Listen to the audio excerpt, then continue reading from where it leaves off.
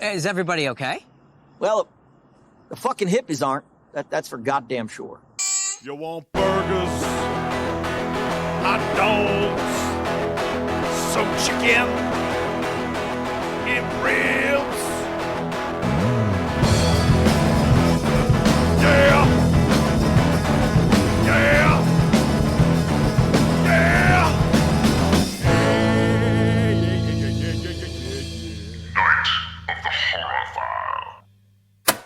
I mean, you could sing a Christmas carol if you wanted to on here. I don't sing on air. I mean, I did in that one episode, but that was... It was a little different. Remember that? Remember when we went all extra with stuff? It was a little much. Why'd you make me do that? It was a little much. I thought it was going to be great, but it turned out really cringy. It's like very cringy. Yeah, I tried to tell you. I know. You don't listen to anything I say. I feel bad for people like going back into our catalog and listening to really old episodes. Like, God, this podcast sucks. But I don't know. I don't know. There were some gold back then, though. There were some golden moments, man.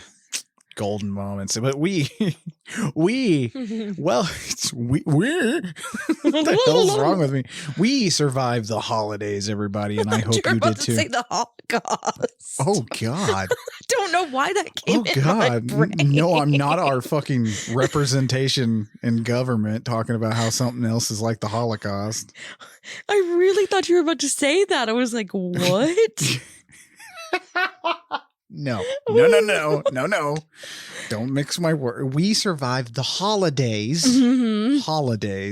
and we hope you did too. I mean, technically, we're recording this on Christmas. We literally took a family break to come here. Not that we needed it. Not that we needed it. We love our family, but we snuck away. We snuck away to record for you, the listener, and we hope you did enjoy your holiday and maybe survive as well. And hopefully our show has been a lovely break from your family. It sounds terrible, but I think people can use that nowadays. But anyway, welcome to Night of the Horrorphile, a horror movie and genre film podcast where I take a horror movie and genre film and show it to my wife, Brittany, who then gives us her input, and we kind of chat about the shit on here. It's a good time. And if you're just joining us this month, where have you been? We have been doing a Tarantino Christmas all month of December, including today, even though this is post-Christmas. So, but there's still some leftovers. This is like Christmas leftovers is what you got going on here. Yeah. Like the perfect. It is the perfect movie to come back from a really. Is what I was gonna say. Yeah. It's the perfect leftover sandwich. It's got the flavor saver and everything in it. That sounded. That's a mustache, really isn't it? That's a pussy joke, isn't it? Did I just make a pussy joke? Anyway. Yeah. But I think we chose a perfect movie to end out the month and a perfect movie to end out the year on. It's we'll talk about it, how it's, I think it's possibly my most favorite movie now. I don't know how that happened, but I was thinking about it while I was writing some of these notes and stuff. And I was like, yeah, I think this is it, you guys. I think this is the tippy top. But anyway, what did we watch this week? Once Upon a Time in Hollywood. That's right. Quentin Tarantino's Once Upon a Time in Hollywood. And as we close out Tarantino Christmas and prepare to usher in a Tarantino New Year, that's right. We are not done with Quentin Tarantino yet. You have a 2-part miniseries on the director himself coming up. But we've brought you one of Quentin Tarantino's most personal movies. That's right, 2019's Once Upon a Time in Hollywood. Now, for his 9th film, this was slowly written over several years. He knew, he knew the title, what he wanted it to be, and he also kind of started with the ending of the movie we have and worked his way backwards. Tarantino wanted the title to invoke images of a fairy tale, and he wanted to basically, it's a Hollywood fairy tale, which is very nice. I think that sums up what you're about to sit down and watch. We needed it. Yeah. I'll go into that later. There is some super wishful thinking that we'll talk about later in this episode. But he kept referring to this as his magnum opus, in interviews, and I fucking agree. In fact, I'm not sure how he's going to follow this up. Oh, I don't know. Because it's been reported that he's only doing one more movie, even though I kind of call bullshit. I think he's probably going to continue. We'll talk about that on the miniseries. But how the fuck do you follow something like this up? It's so good. It's such a good movie. But now for the first 5 years of writing, and yes, I said 5 years. This originally actually started out as a novel, by the way, which it would ultimately become that after the movie. More on that at the end of the show. But he approached this several ways before he decided if it would become a screenplay. I think at the beginning where Rick is talking to his manager at Musso and Frank's. Yeah. That was originally 28 minutes. He almost made a one-act play out of just that. Oh, damn. And you could. That's what's crazy about this movie. I think it's fitting that we're doing this movie right after Death Proof. Now, Brittany picked the movies this month. I did. And even though you picked them superbly, and on accident. I don't know how you did this. I wanted to ask you if you read about stuff. No, I didn't. I was like, you know what? I kind of didn't want to follow the timeline of these movies. You did perfect because, and yes, they're Quentin Tarantino movies, so of course they're all going to kind of run together. But at the same time, they kind of run together on the director's inspiration chart too. Right. They kind of run together because, it's fitting that we're doing this movie right after Death Proof. I know a lot of you are wondering if we were going to do like Inglourious Bastards, Django Unchained, or The Hateful Eight. Those are more his period pieces, and I wanted to save those for other times, because we will cover those on the show. I mean, right. Obviously he's like one of my most favorite directors, so we're going to talk about the movies. I just thought there was more fitting time for Django for sure. Yeah, there's a lot more fitting months and stuff that we can include Django or The Hateful Eight or Inglourious Bastards. We could do something like that. And also, I don't like war movies, so that's going to take some time to warm Brittany up to get into Inglourious Bastards. But I don't know because I like Quentin Tarantino movies so much. It's a Quentin Tarantino war movie, so right. That's the thing. It's very much Quentin Tarantino. But, Britt picked the perfect follow-up for last week's episode on Death Proof because Tarantino discovered the centerpiece and the kind of the inspiration, the meat of this, when he was working on Death Proof with Kurt Russell. While on Death Proof, Buddy Joe Hooker, he did a lot of the stunts for Kurt Russell.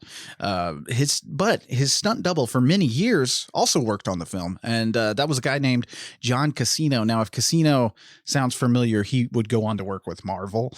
He's been done a lot of stunts for other movies and stuff like that. So you've probably heard of him if you're a film buff. I was like, not me. I have not heard of him.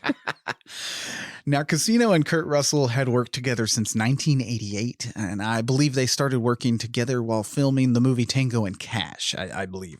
But John would go on to do several movies with Kurt, even Escape from L.A. in the 90s and stuff like that. And the two would become like close friends. And it was that relationship that Quentin Tarantino observed while doing Death Proof that it fascinated him. That relationship between an actor and his stunt double really fascinated him.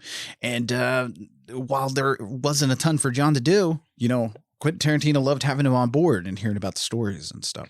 Right. And that was the last to second to the last thing that John and Kurt were going to do together.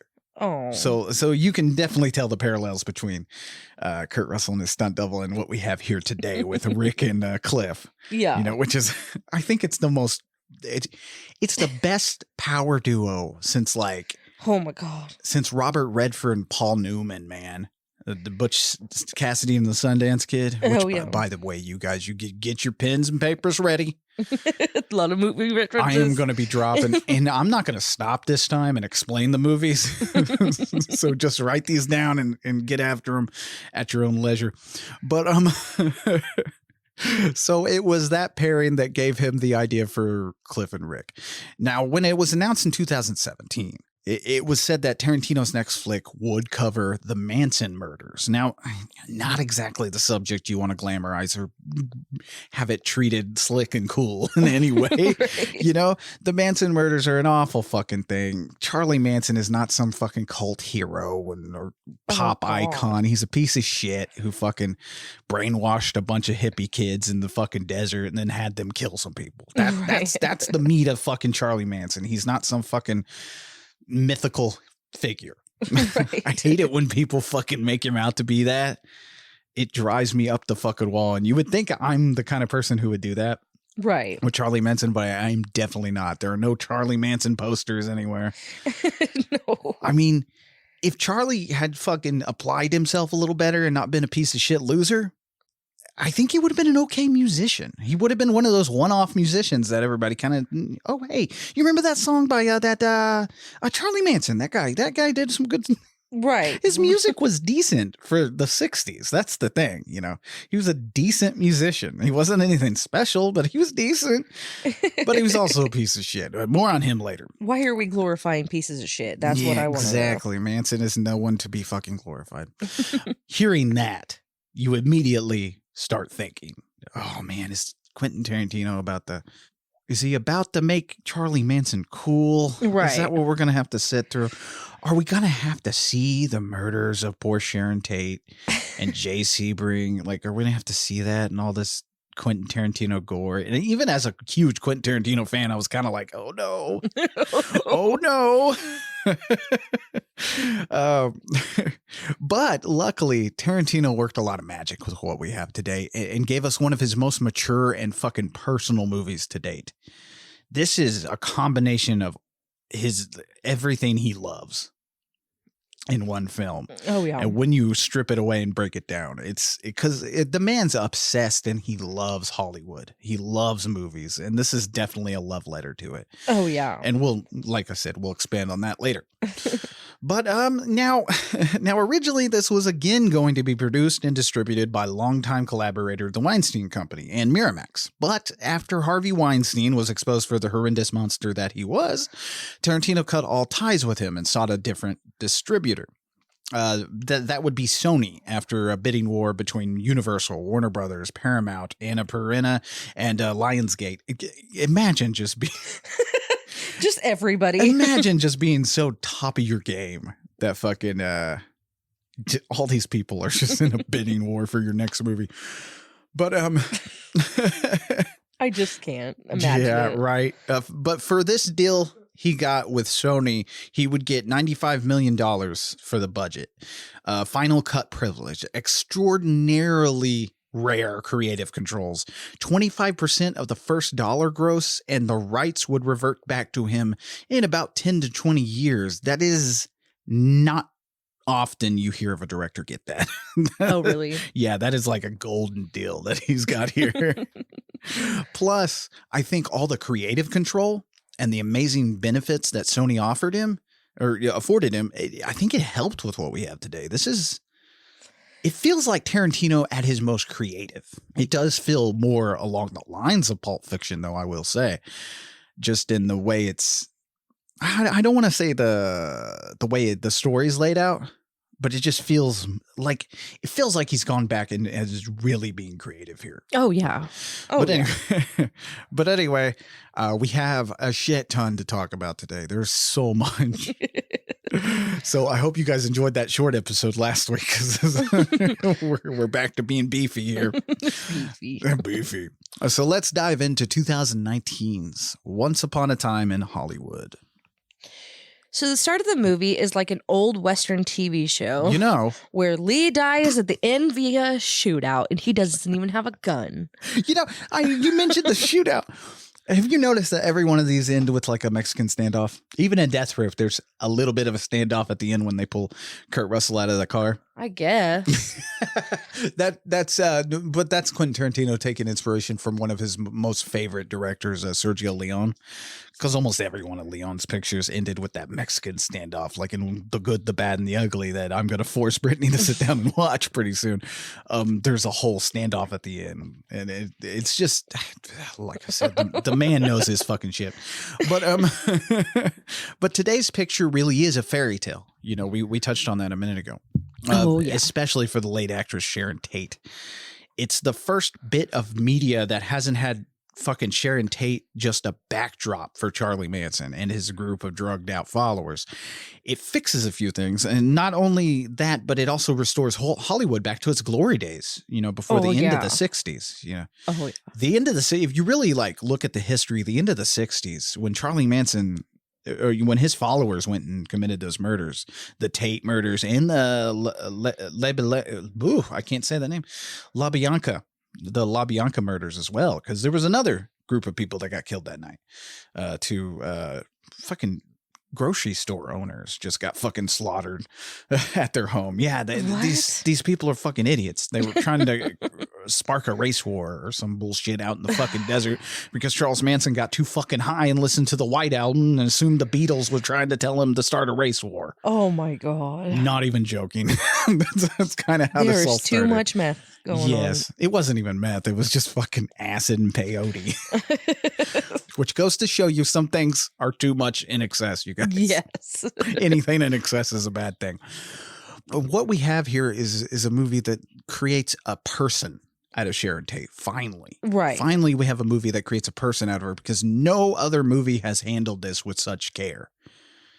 Handled this character as such care. This person actually existed in such a careful way. I mean, Hilary Duff had that movie drop not long before this. I think it was a year before this came out. She had a movie drop that was like The Haunting of Sharon Tate. What? Where they made the Sharon Tate murders into a horror movie. I still have refused to watch that movie because I'm sorry, I'm not supporting your weird fucking. That's weird. Yeah, your weird ass. Oh, that shit's scary. Let's make that into a horror movie. You know, honestly, I didn't even know Sharon Tate was a real person. Nobody does. Nobody talks about her. And it's not like, it's not my fault. I didn't know, but no, it's not. It's not anybody's fault. It's just what we've been fucking fed by, like, you know, true crime is the worst at this. Like you pick up any kind of true crime, they never actually talk about Sharon Tate. They talk about her, but only in the fact that she was murdered. Like I have read more about how Sharon Tate was murdered than I had read about who she was before I just did my own research, you know what I mean?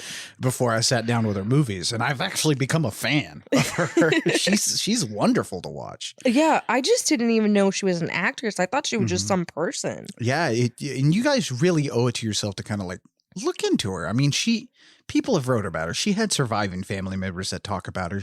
She died when she was 26. Oh, wow. She didn't get to live much of a life. Right. I mean, honestly, if they hadn't taken Sharon from us, I think we'd be talking about her in a movie now. Like, and how good she, you know? Oh, yeah. She was on her way up. But anyway, I thought I'd say that because I really appreciate what he does here. Yeah. So, like I said, the start of the movie is like an old Western TV show. And this is where we meet Rick Dalton and his stunt double, Cliff. And they're filming a TV show. A Western TV show. Like the action in this movie is all shown in old TV shows and movies and stuff that Rick was in and stuff, especially like this behind the scenes of this Western, which is fucking Bounty Law. Bounty Law, that's what it's called, right? After you watch this movie, you want to watch an episode of Bounty Law. Yeah, but it also made me think of Django. Wait. It's Django Unchained. Yeah, Django Unchained. Yeah. It made me think of that. Yeah, and Django takes a lot of inspiration from like old shows. Like, I mean, this is obviously like the old Western shows. I actually grew up watching these in syndication, like the Virginian, the Rifleman. They always had badass names like that. The fucking Gunsmoke, man, Gunsmoke. Yeah. You're like, ah. Yeah, good shit, man. So after filming, they're at a bar, and then Rick has a meeting with Marvin Schwartz, It's Schwartz, not Schwartz. Not Schwartz. Al Pacino's fucking amazing. Yes. Well, Schwartz basically says that Rick's career is in the hole. And after the meeting, Rick is crying to Cliff and says that he's a has-been, and Schwartz wants to help him get into spaghetti westerns. I love Cliff. I love how Cliff, like, he's trying to boost his friend, and he's like, because Rick is like, oh, I'm a has-been, buddy. He wants me to star in fucking spaghetti westerns. Fucking spaghetti westerns. He's like, oh, how many have you seen? I love that line. But first off, the casting wise in this fucking movie, oh my God, it's brilliant. Oh my God, it's fucking amazing. I wouldn't have it any other way. No, and having two leading men play off of each other like this. It's so good because you can, it's like a powerhouse. Like I said, these two together are amazing. Yes. And Brad and Leo got along so well that they said they would definitely be in another movie together in the future. Yeah. They could be in a porn with me, okay? Oh, I was going to get to that. There's a shirt reveal. My lord. My lord. But Brad Pitt was the first casting to be announced. Only at the time it was rumored that he would be a detective investigating the Manson murders. There is a lot of like whenever a Tarantino movie is announced, there is a lot of weird fucking talking. I swear it's Tarantino himself putting that shit out. I was about to say it's probably him. He does this a lot. He redirects your expectations like a whole shit ton, and he knows what he's doing. I'm sure he knows what he's doing. Oh yeah. Just back in the he's been talking about so many other movies, like remaking Rambo. He was talking about remaking Rambo, and I was like, I'm pretty sure he's just throwing us all off at this point. Oh yeah. You know, so it was definitely like made to feel like we were going to be watching like the murders and like an investigation into that, and I was like, ugh. This sounds horrible. That sounds bad. But in 2018, it was announced that Leonardo DiCaprio would be playing a lead as well. And they're fucking fire here. I don't know. Yep. Like, it's so fucking good. And Leo took a pay cut just to work with Tarantino again. You know, the last time being Django Unchained. He played Calvin Candy. I don't understand why Leo has only won one Oscar. What the fuck? And what was that for? Titanic?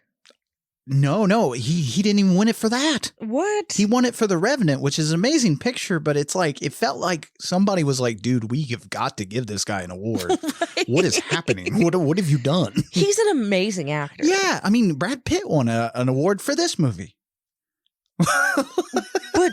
But Leo gets snubbed. What the fuck?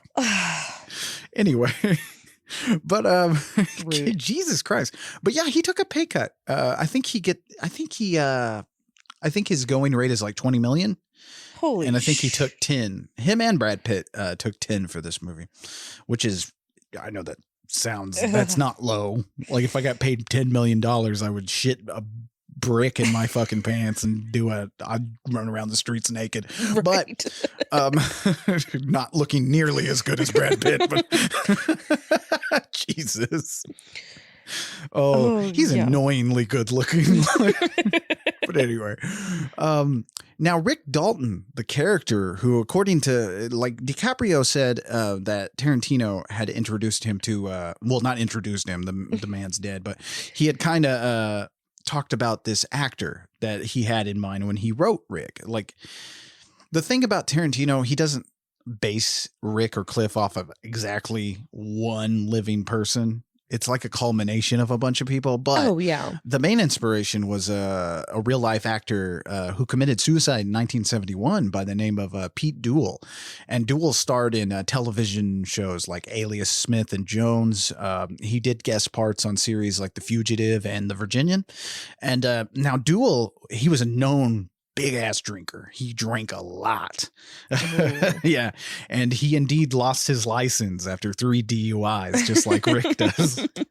I love when he's telling Schwartz, he's like, oh, you know, I don't like the drugs.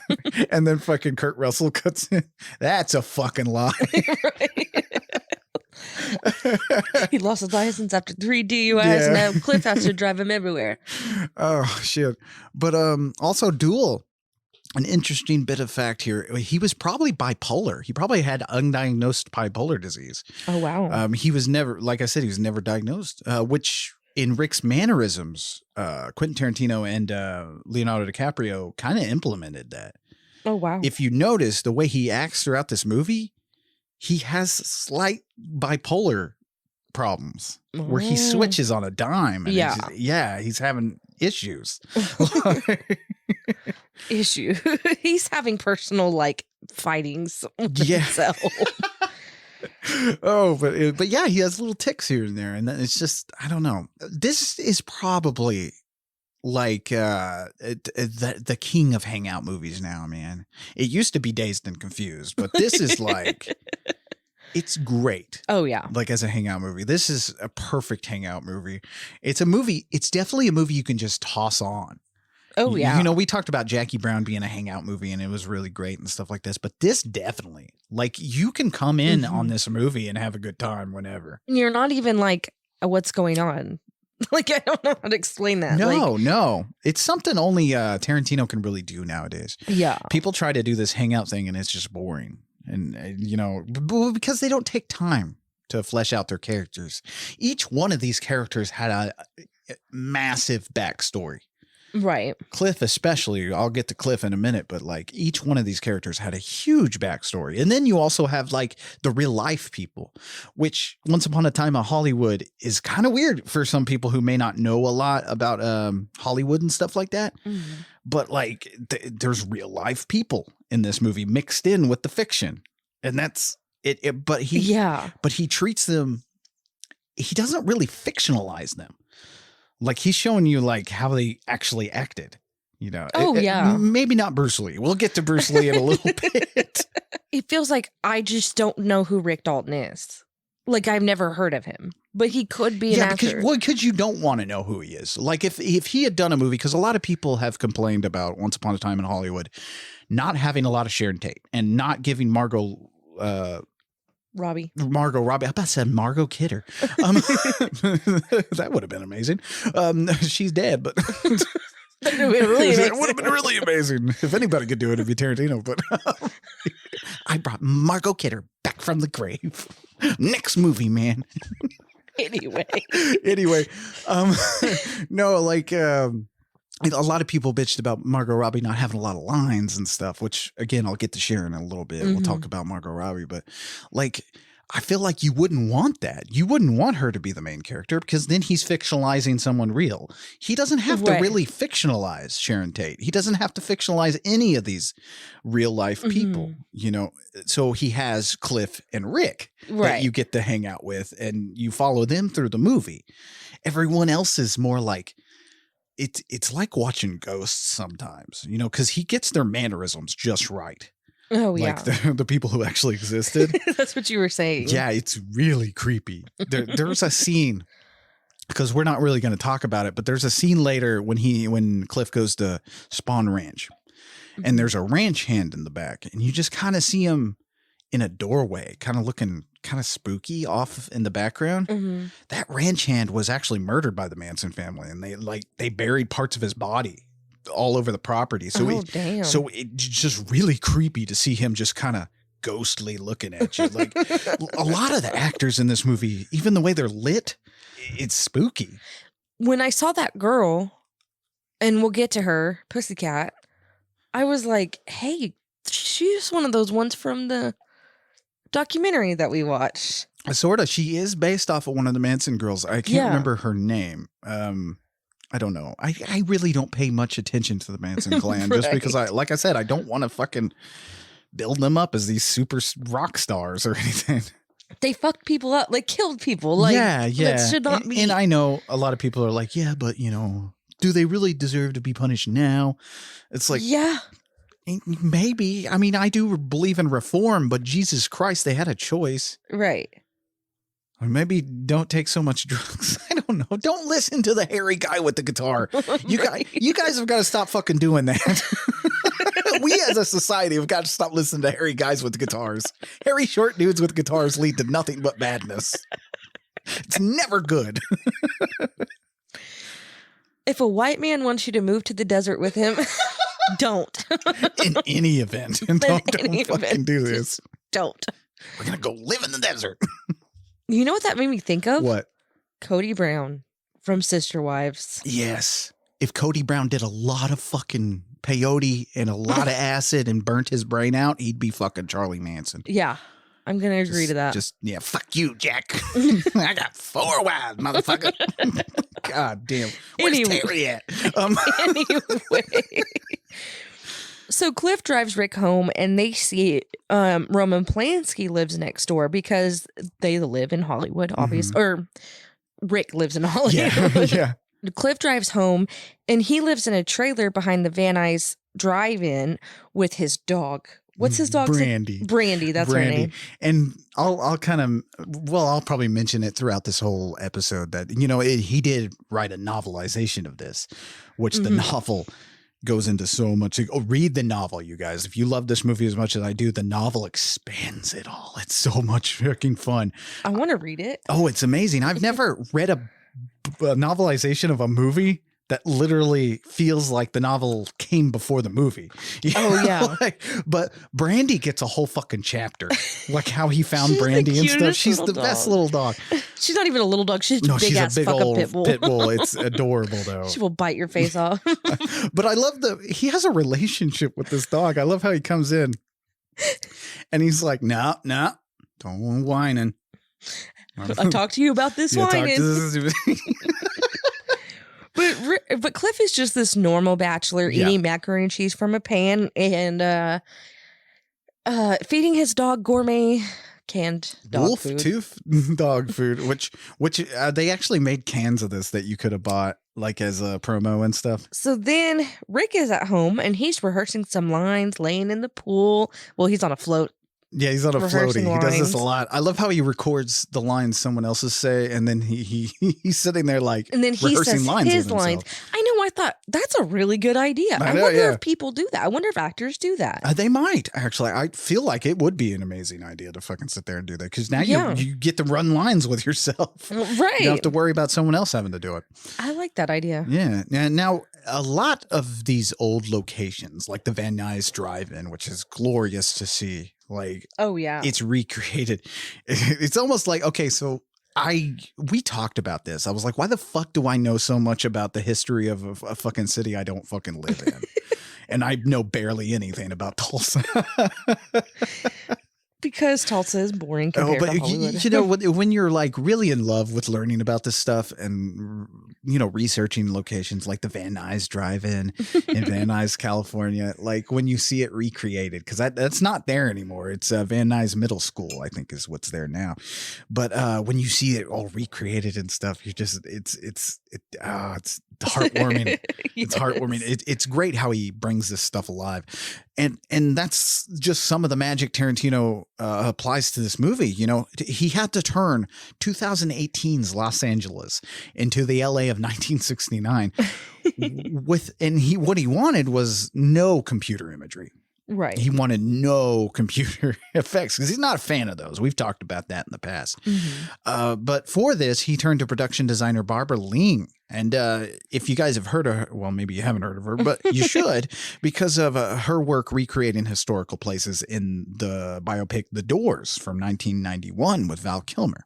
Okay. Now, while Tarantino wanted nothing but practicality, like I said, that's impossible when you're talking about taking a whole ass city and transporting it back to the swinging 60s.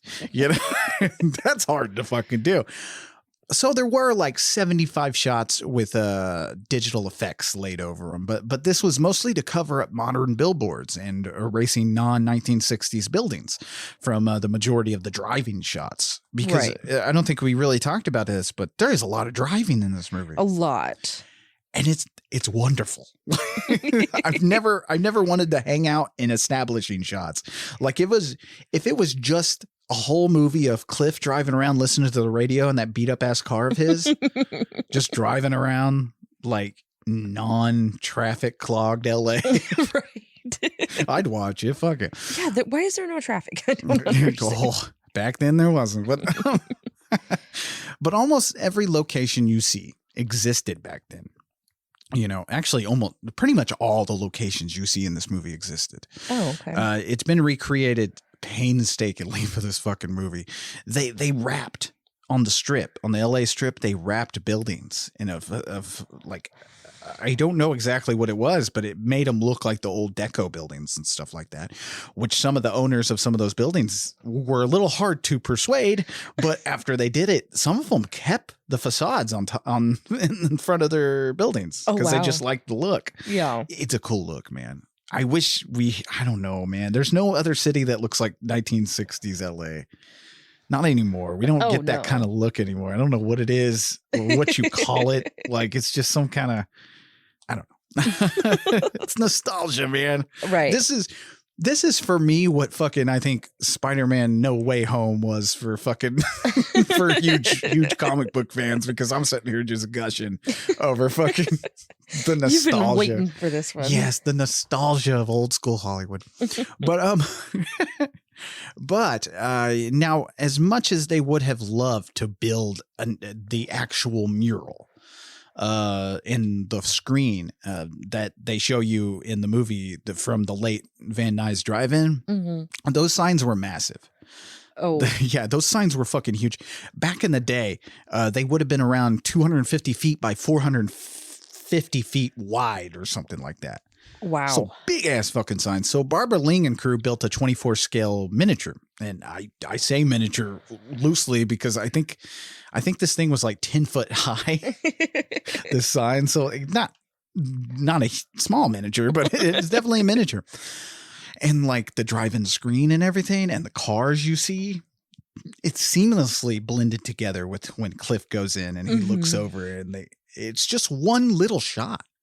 You know, they only use this for one little shot, but it's that attention to detail that I think brings LA alive, because it feels like LA plays its own character here. Oh, yeah. And it's wonderful for Quentin Tarantino to be back in LA because the last time we were in LA with him would have been with Jackie Brown. Right. You know, that's the last time we saw LA.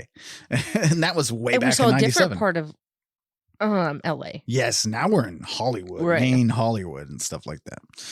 It feels like he's basically scaled out LA for you, because that's where you grew up, you know. Right. But the thing is, every shot is so fucking rich. There are little bits and pieces in the backgrounds of everything you see. Like there's murals that would have been the same murals you would have had in 1968 or 1967 on the walls in the background. The parking lots are the same. Everything's just recreated. And even the cars. You know, if you look in every shot in this movie, you see a period specific car. Yeah. And not the same car over and over again. Right. Which shows you where a lot of the budget went. But Stephen Butcher, he coordinated all these cars and was in charge in getting them all together. And by the way, later when Tex Watson pulls up to the drive, you know, in front of Sharon Tate's house, that's a recreation of the actual cars the Manson girls and Tex drove the night of the murders. Oh, wow. You know, they paid, well, it's a recreation. Sorry.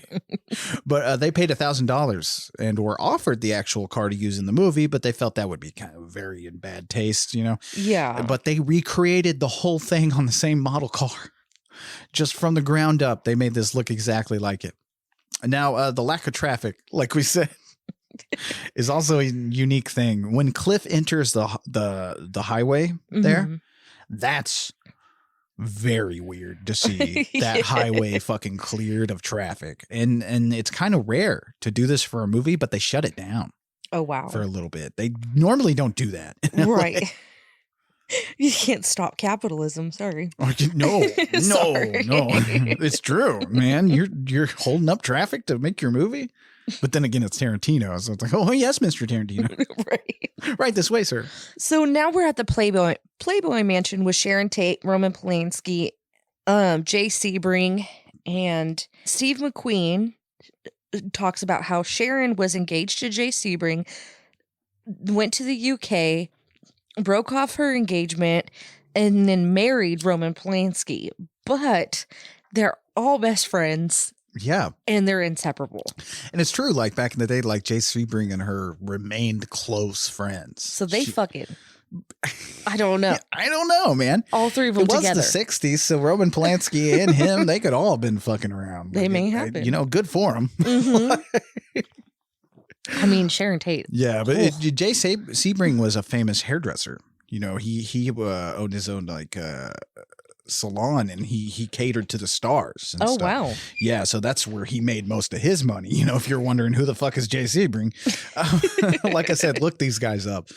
But this whole scene was shot at the original Playboy Mansion, which was actually sold to a private owner after the passing of Hugh Hefner. Oh, before they shot this, so they had to dress it up, and they did a really good job, right, with this.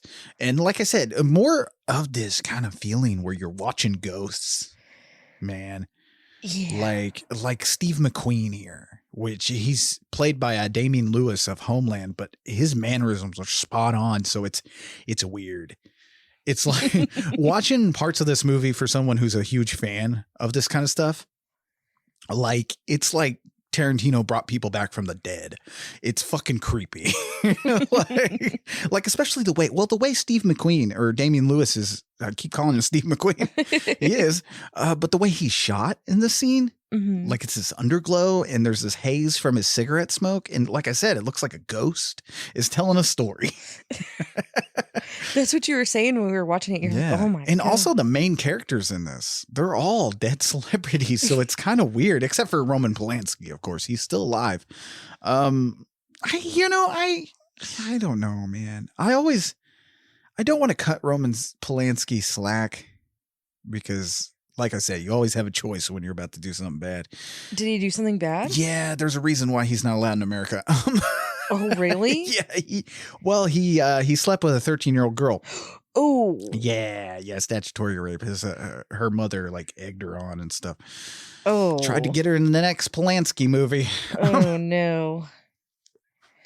And there's talk about maybe he lost his mind after he lost Sharon and stuff, because that came right after Sharon got murdered.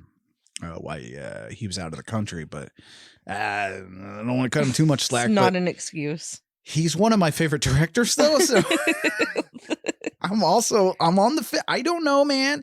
Yeah, he might be an awful person, but damn, the movies are good. What can I do? You know, what can I fucking do?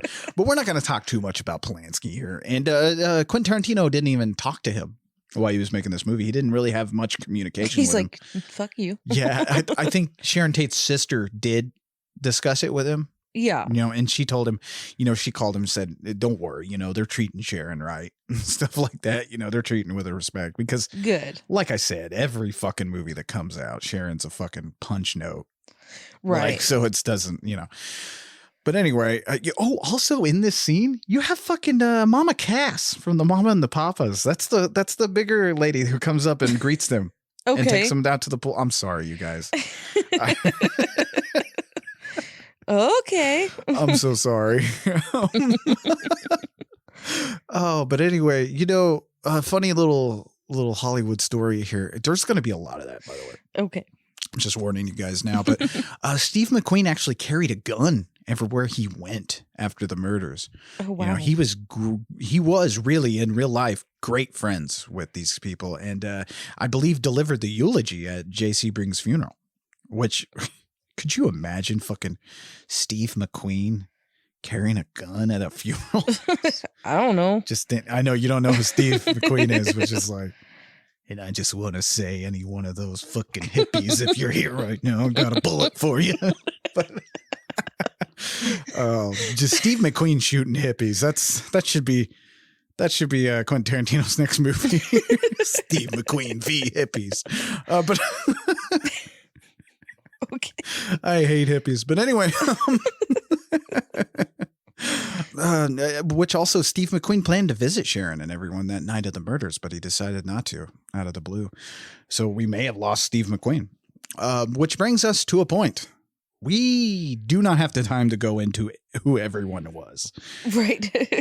I'm not going to give backstories on Steve McQueen, James Stacey, or any of these guys that I'm going to mention today.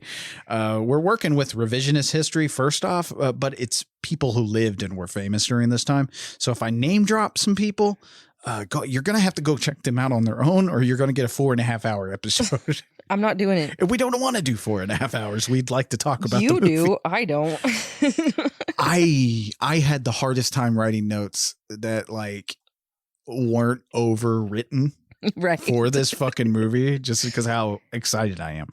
But anyway, and I'll get into Sharon Tate coming up though, like in case you guys were wondering. Sharon Tate's coming. Okay. So the next day, Cliff is being an errand boy for Rick.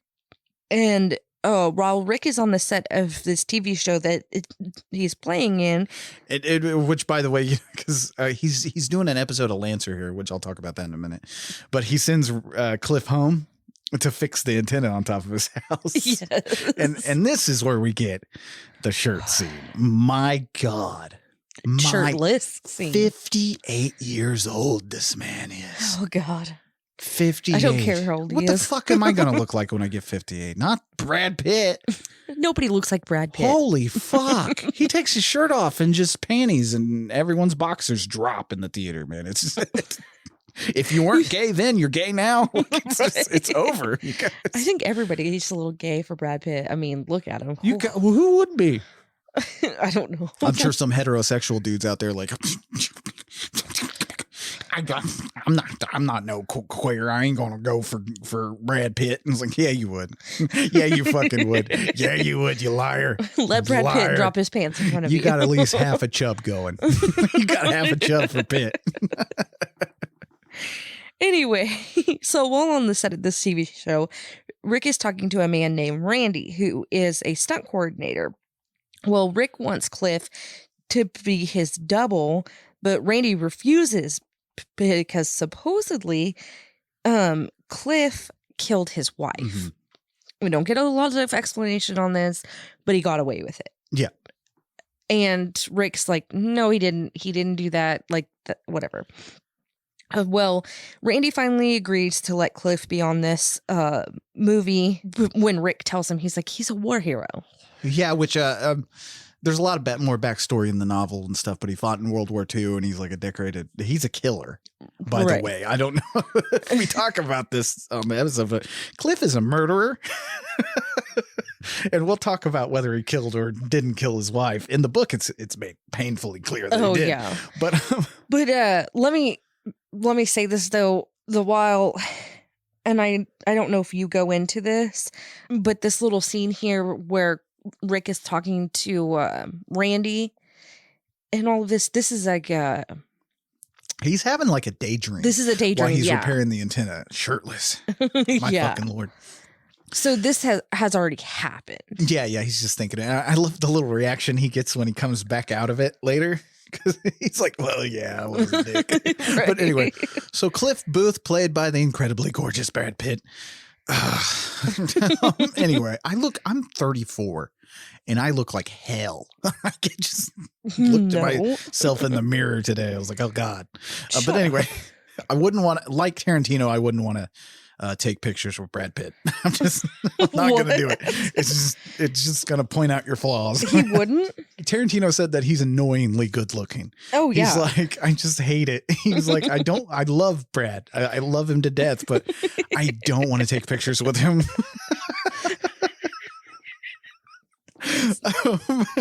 But anyway, just proves how ugly I am. Yeah.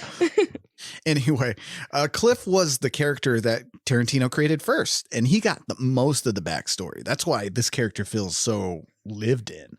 Right. He feels like he's from another movie almost. But yes. But he had this huge backstory with war history and the mystery on whether he did or did not kill his wife. Now, here's the thing about Cliff. He's not a good person, I think. Right. You should really. He's a very complex character, which is good to have. We don't get a lot of complex characters in movies like this, where he's someone you like and you get attached to, but at the same time, he's not a good guy. You're really not supposed to like him. Yeah, he's not a good guy. Like, I mean, even in the novel, he kills multiple people, and it's kind of like alluded to that he might have been killing people just for fun. So, Oh, shit. Who knows? Oh, no. Yeah. I think there's also a theory floating around the internet that he's Aldo Rain's son, who was the main character in Inglourious Bastards, also played by Brad Pitt, but I don't know if that's true. And now in the novel, the whole murder thing is pretty cut and dry, you know, but it's left more ambiguous here. And I wondered what you thought about this. I wanted a little bit more. I want to know, like, how did he kill his wife? Like, how did he get away with it? Like, I felt like I needed a little bit more. Yeah, and honestly, the weird thing is Hollywood isn't like a stranger to people killing their wives or maybe killing their wives. You know, William Shatner had a wife drown in a pool. Oh, yeah, and fucking, you know, Robert Blake actually did shoot his wife. He got convicted for that. Oh, wow. Yeah, that Natalie Wood, you know, she went out on a boat with Wagner and Christopher Walken, and then she fucking drowned. Nobody knows what happened there. So could you imagine? I don't think Christopher Walken drowned anyone, but could you imagine Christopher Walken drowning you? That would be scary as fuck. Now you're gonna drown. What? Just breathe normally. Don't know, man. That's fucking a frightening image. Now, Tarantino and Pitt modeled the character after Tom Laughlin's portrayal of Billy Jack. But Cliff Booth, to me, it's now Quentin Tarantino has said that he didn't have these two guys in mind. Like, he didn't base Cliff off these two guys, but I feel like these had to be an influence on this character because first of all, you have Hal Needham, who's a stuntman, he was one of the biggest Hollywood stuntmen, highest paid at the time. Oh, wow. So yeah, he's not exactly Cliff Booth, who's like on the lower end of the totem pole. Right. But Hal Needham, he was close friends with Burt Reynolds, directed Cannonball Run, and wrote and directed Smokey and the Bandit. Which one of the most entertaining movies ever made, Smokey and the Bandit is. You even liked it, I believe, when you watched it with me. Oh, yeah. Yeah. But, lower rung Cliff is. So not a Hal Needham, but it kind of feels like it a little bit, you know. But Needham was also a paratrooper in the war. So that's maybe a bit of borrowed stuff. And if you needed any proof of how badass Hal Needham was, he allegedly claimed to have broke his back twice, broke 56 bones in his body, and knocked out a few teeth. Oh, dang. I don't think enough is said about how tough these fucking stuntmen were back in the day. Oh, yeah. These guys. I mean, we'll take Johnny Knoxville, for example. Was he a stuntman? Yeah, Johnny Knoxville was a stuntman. He does it for a living now. Well, not now. He's old. He's kind of retired. I can't believe they're doing that other Jackass movie, man. Right. Dax Shepard was a stuntman. You know, Yeah. he worked on a lot of pictures and stuff like that. And these guys are really tough motherfuckers. You gotta be, I guess. Yeah. I ain't doing it. Tough motherfuckers. And the second guy that may have influenced Cliff was Gary Kent, who was also a WW2 veteran. And he was also a journalist during that. He didn't really see combat, I don't think. I think he was more, he wrote things about it. You know, he was a journalist. Oh, okay. But he was also a construction worker, a bouncer, a private detective, and a rodeo cowboy before becoming a movie studio electrician and then on to Hollywood stuntman. Oh, dang.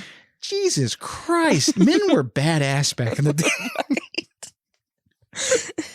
Now, Kent also worked with Bruce Campbell once, by the way, for some of you horror buffs out there. But more famously, he actually met Charles Manson. Oh, damn. Yeah, Kent was working at Spawn Ranch on the movie Lash of Lust by Al Adamson. I think it's Al Adamson. But around the ranch, the hippies were staying, you know, in the little houses and stuff like that. And they would come down during lunch and beg food off the fucking movie crews. Oh, well, my one God. day, yeah, fucking hippies. But one day a dune buggy broke down. And Kent needed a mechanic. So he was asking around the hippies and stuff. And they told him, oh, yeah, we got a mechanic here. Charlie can help you. Oh, fix your Charlie. he can fix your problems. Just Jesus Christ. That's something you don't want to hear. Charlie Manson can fix your problem, man. Well, Charlie Manson comes down wanting about $70 to fix this dune buggy. They give him the money, and the next day they come back, and lo and behold, the dune buggy isn't fixed. Oh my God. Kent, he takes Manson to the side. He says, look, the lead actor on this movie, John Bud Cardos, he's a real tough guy. And if this buggy isn't fixed in a few minutes, he's going to make you a new anus. Oh, shit. So Charlie got underneath the fucking buggy and fixed the motherfucker. And the next day after that story, they heard he was arrested and stuff like that. And yeah. Oh, dang. It's crazy. He didn't even get to spend his $70. Nope. Well, maybe he did. I don't. Who knows? He probably, I don't know, man. God damn it. Talk about somebody who should have been stomped to death. It's true. He should have let Bud Cardos dig him a new anus. He should have just fucking did that. Anyway. So in this memory or whatever Cliff is having, he's listening to Bruce Lee give a speech about how awesome he is. That's the only way I know how to describe it. Yep. Well, Cliff laughs at him, and all of a sudden, it's going to have a sparring match with Bruce Lee. Bruce Lee. Well, they start fighting. Cliff throws Bruce Lee into this car, dents this car, and Janet, who is Randy's wife, comes in. And she did not want Cliff on this set. No. Because she did not like him because Randy's like, Randy played by Kurt Russell. He's like, he gives her the fucking creeps, man. Dude killed his wife. Right. Well, she comes in and she sees the sparring match and she's super fucking pissed. Yeah. She's firing him off a set. She was like, no, you got to fucking leave. Yeah. Janet played by Zoe Bell. Yes. Back again from last week. And it was funny because she was like, get your stuff and fucking leave or whatever. And Randy's like, I'm going to take care of this. And she was like, well, then fucking take care of it. Get your shit and leave, Cliff. And I love Booth's reaction. Like I said, when he comes out of this flashback, he's like, oh, all right. Yeah. Yeah. Now, a lot of people, including Bruce Lee's daughter, had a huge problem with this scene. Oh. And how Bruce is portrayed as kind of a dick. Right.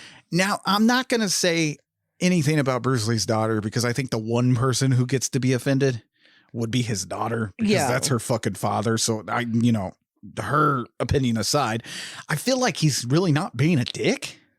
I didn't think so either. Bruce, he's just showboating. You know, Right. we all forget that Bruce Lee was an actor and an athlete. And of course he's going to talk some big game. I mean, he's Bruce fucking Lee. Right.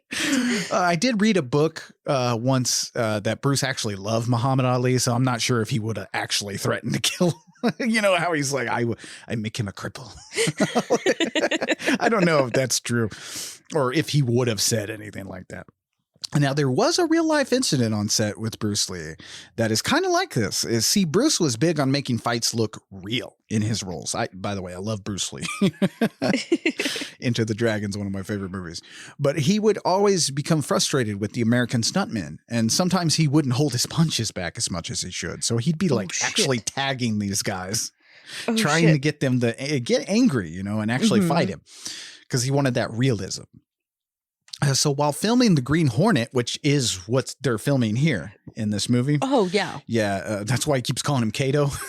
Yes. Now, while filming the Green Hornet, the head stunt coordinator called stuntman Gene LaBelle over. Now, LaBelle was trained in several fighting styles. He wasn't just a stuntman. He was he fought for money. And he had a bunch of several styles that he studied, including wrestling and grappling. And so when the head stuntman told him, hey, go put Bruce Lee in a fucking headlock, man. Just go teach him a lesson or something. He went over and grabbed Bruce Lee and threw him up on his shoulders, grappled him in like one of those arm bar kind of thing. You know what I'm talking about? And he's running around carrying Bruce Lee on his fucking shoulders. And Bruce is like, you need to put me down or I'm going to fucking kill you. I'm going to kill you. And so the dude's like, well, now I can't put you down because you're going to kill me. I don't know what's going to happen when when I put you down. Finally, because Bruce he was a good martial artist. Like, Well, yeah. dude could have fucking murdered anybody he wanted to. That's not in dispute. But like, so anyway, so finally he put Bruce down, held him by the shoulders, was like, it's just a joke, man. I'm just messing with you. It's just being funny. And Bruce calmed down, and Leigh reacted in a different way that LaBelle wasn't expecting. He noticed that what LaBelle did was point out a flaw in his martial arts. He was like, you pointed out that I haven't been incorporating any grappling techniques or any way to fend that off and stuff. So they became friends. And oh, wow. Bruce Lee learned grappling and wrestling moves from him. And he taught LaBelle some of the martial arts and stuff. And both would use it in movies they worked on. Oh, that's cool. Yeah. So I think Bruce Lee was both a great person and a bit on the braggy side because, like I said, he's Bruce fucking Lee. If anyone deserves to brag and be a showboat, it's him. You just brag away, Brucey. Exactly. So Sharon and Jay are hanging out when a man comes to see if his friend Terry still lives there. And we now know that man was Charlie Manson. So Jay is eating a sandwich here. And I don't know what the controversy was about this sandwich, but people were talking about, was it cut or was it not cut? Does it matter? I don't know what the sandwich thing was. It looked like a delicious sandwich. It was very big and fluffy. You don't get fluffy bread like that. So I don't know what that is. Is that some Wonder Bread? I don't know. But anyway, a sandwich aside.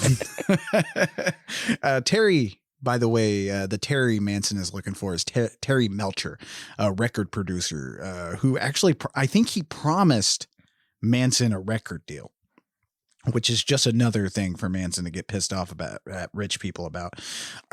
Manson got pissed off at the wrong rich people, but he got promised a record deal, and then when Terry was like, well, whatever, fucking forgot about him, and didn't get him that record deal, then Manson went nuts. He visited this house several times asking for Terry. So Terry don't live here no more. Terry don't live here no more. But anyway. Now Sharon, of course, Sharon Tate is played by the gorgeous Margot Robbie. And now for Sharon Tate, yeah, and Margot Robbie's so good in this fucking movie. Oh, yeah. Now for Sharon Tate, anytime you mention her name, like I said, it's going to be paired with Charles Manson. Sad. But in this movie, Manson takes the background.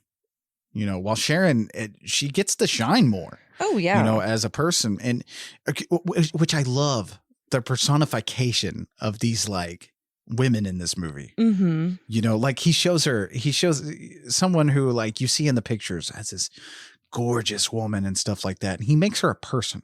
Right. Because she's sleeping in one of these scenes. You see this scene, which maybe you feel like it's unnecessary, but I felt like it was very necessary. She's just sitting there sleeping off the partying last night, snoring. Right. So she's very much a person in this, which I love it. Yeah. I love that. But in, Manson is played by Damon Harriman, who would also portray Charles Manson in season 2 of Netflix Mindhunter from 2017. And he does a pretty good job. There were actually a lot more scenes with Charlie shot, but they were cut. Good. They cut him out. Good. Yeah, I think this is perfect. I don't think the only thing I think they should have left in was there was a scene where, because when Charlie's leaving, he looks up and sees Booth and he waves at him. Yeah. And, Cliff is just staring at him, but Cliff stares at him a little longer. And the scene that they cut was Charlie Manson reacting to that. He like flips him off. Is like, fuck you, Jack. And he like does a little Manson dance. And I was like, oh, y'all should have left that. That's a perfect Manson beat. That dude was just like that. But anyway, Deborah Tate, Sharon's sister, she was hugely supportive of Margot playing the role. Deborah even lent her a few of Sharon's remaining things, a half-empty bottle of perfume and jewelry. So some of the jewelry you see Margot Robbie wearing in this movie is actually Sharon Tate's. That's sad. Yeah. Sharon only acted in about 6 films up to this point. Yeah. When she was murdered, and The Wrecking Crew with Dean Martin, which we'll get into, but there's a really beautiful scene of her going and seeing that, The Wrecking Crew, and they actually use footage from the real movie. But Valley of the Dolls, which she earned a new Star of the Year nomination for the Golden Globes. She was growing as an actress and on her way to becoming a major Hollywood star. And I have a thing for Sharon Tate. But it's not like a crush or anything like that. She was just really captivating to watch. And I'm constantly reminded, like whenever I throw on one of her movies like Valley of the Dolls or The Fearless Vampire Killers or something like that, I'm always reminded of what we could have had. Right. If that shit didn't happen to her. Speaking of Fearless Vampire Killers, that's a really good movie. It's funny. But her and Roman Polanski, I believe, met on that movie. But anyway, like I said, she was taken at 26 years old. So we didn't get to see what the fuck would have been. Now, Tarantino reached out to Deborah shortly after he finished the script for Once Upon a Time in Hollywood. And while she did say she had some reservations, she was a little worried, because like I said, what did we have before this? The Haunting of Sharon Tate with Hillary fucking Duff. Oh my God. So, you're going to be skeptical of someone treating your real life sister in a really terrible light. And she said she implemented a few suggestions, but he only used a few for the movies. But she has said that like it's not like she gets mad because he didn't take all her suggestions. She was like, because it's Quentin Tarantino. He has a vision. He's going to do that. But she did say that Margot was perfect as Sharon Tate. Oh, good. She was like, she embodied her. And she even got to sit in on filming. And when she heard Margot Robbie perform and saw her and stuff like that, she broke down in tears. Oh. Like she was like, it was like having my sister back after 50 years, which is heart-wrenching. Like, sad. It's very sad. Yes, Margot Robbie does not have a ton of lines in this movie. Mm-hmm. But I don't think she needs to. No. Because like I said, do you want Quentin Tarantino put words into her mouth? Right. Into this real life person? Right. And not actually portray her as a person. That's what I mean. Like, I don't know how to explain it other than that. Yeah. I don't really want him to write Sharon Tate any more than he does here. Right. Because and a lot of people angrily tweeted about this. And again, with the misogyny comments, Oh, it was the worst for this movie. There's no misogyny in this movie. It was the worst for this movie. Where? Well, first of all, it's the fucking 1960s. But where? I don't know. The lines and then the violent scene that we'll get to at the end of the movie. Where the Manson people get murdered? This is what I'm talking fuck about. That. What the fuck? Why are you defending the Manson girls? Who gives a shit? Like I said, Charlie Manson should have been stomped to death by one of those stuntmen on the ranch. All of those people should have fucking been stomped to death. Like, just fuck what? them. Like, I don't understand. I don't know. Because I guess it would have been better if they replaced her with a man. Tex got his dick ripped off. Are we going to complain about that? These horrible people that did horrible things died. Cool. Isn't that how life is supposed to work? God, yes. This movie feels like justice that we don't ever get. Right. Oh my God. Don't even get me started on this misogyny fucking bullshit. I'm telling you, I'm so glad you're here. Because it has not made sense. There's not one lick of it. One lick of it in this movie. Besides being a product of the time, like in the 90s and stuff like that, when, yes, we were not ahead of the time with women's rights and stuff still. We still aren't today, but it's a little better. There was no women were being talked down to in this movie. Like, what? Every time I try to explain something like that, I get told I'm mansplaining. So like I said, it's wonderful to have it coming out of your mouth. Nobody's being mean to Sharon at all. I mean, it's not necessary in this movie. Yes, there's a lot of men in this movie.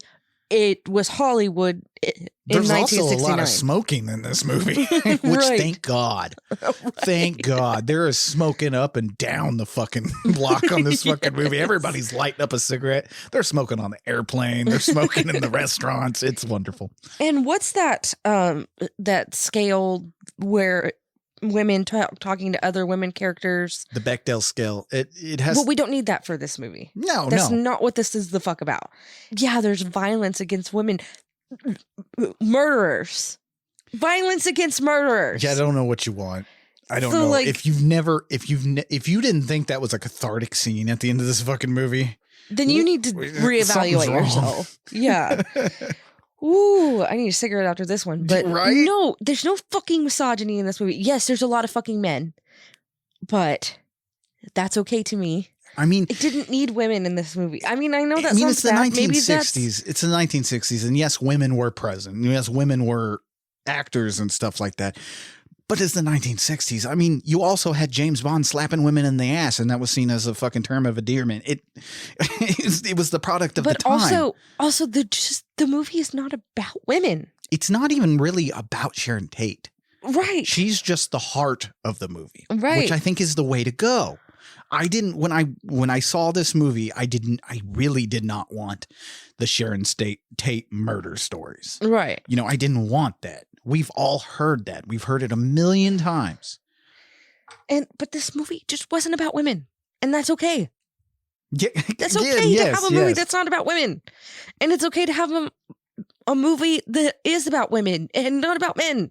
Yes. Why does misogyny have to be thrown in there? And I don't like misogyny. So yeah, Brittany's not defending misogyny. I'm not. Here. I'm just saying that's not what's happening here. Okay. Anyway. Quit mansplaining, Brittany. Quit mansplaining. There's no boobs in this movie. There's no vaginas in this movie. We have not seen. No one is being inappropriately touched in this movie. Even in all the Tarantino movies, no one is overly sexualized. None of the women are overly sexualized. They're just sexy women. I'm sorry that they're sexy. I don't even think Tarantino could help that. Like, what do you? Because women equal sexy. Women are sexy. Women are just really good, sexy looking. We've been ogling Brad Pitt this entire time. Right. Like, Ooh, okay. I don't know. Anyway, moving on. Anyway.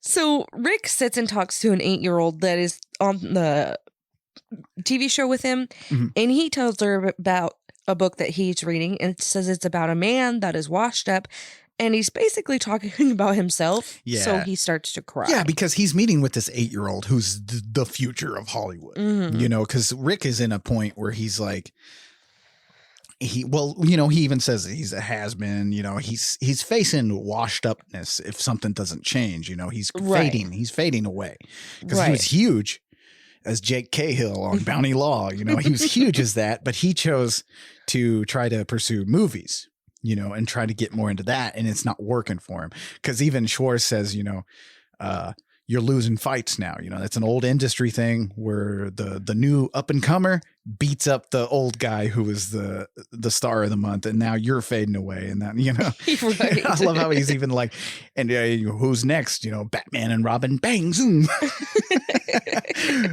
Which, by the way, Schwartz's screening room, I want that. Oh yeah, man, that looks like a good night. Just watching movies. I poured myself a cognac. Had a cigar. It's like, God damn, that sounds like the life. But anyway, yeah, but he's talking to the future. And so like, this is really affecting him because he's telling her about this book. And then he's like, oh shit, this is me. Yeah. Cause he even mentions it to her. Cause she's like, she says something and he goes like, don't worry. In about 30 years, you'll be living it. But I love this scene. It really does, like this whole movie really does explore the 3 social levels of Hollywood at the time. You know, Tate and Roman Polanski, who were the upper echelon, with Roman Polanski just coming off of Rosemary's Baby. And here in the middle is Rick Dalton, you know, the fading star who's trying to grasp and get up to that upper echelon. And at the bottom is Cliff, the thankless stunt double who lives in a trailer behind a drive-in theater. But he's also kind of comfy with his lot in life. Yeah. Nothing phases Cliff. Like, he's a really cool character, which is another thing that Tarantino said when he would talk to these stunt guys.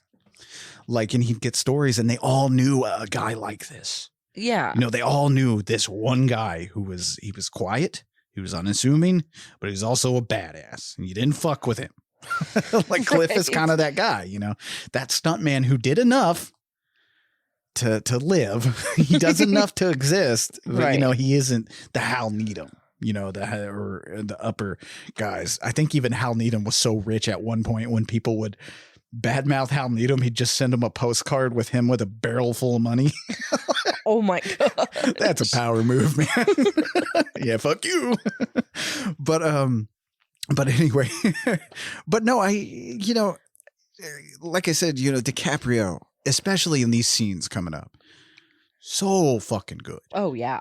Like, I don't understand why the man isn't getting Oscars out the asshole. Like, even in Titanic, like you said earlier, you got surprised because he didn't win anything. Yes. Like, Titanic he's great in that movie, and I hate that movie. Right.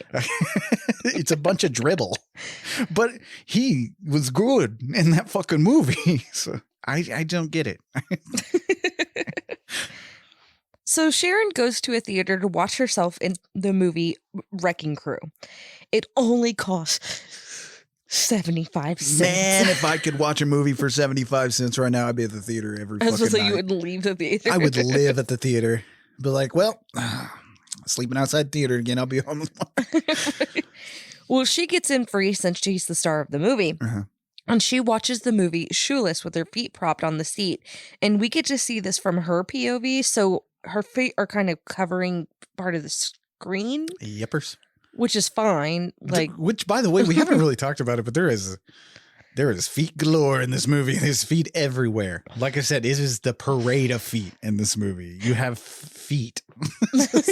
But it's not like the other movies where that's like really super prominent. It's more dulled down. Plus, it's the 60s, man. Who wore shoes back then? Right.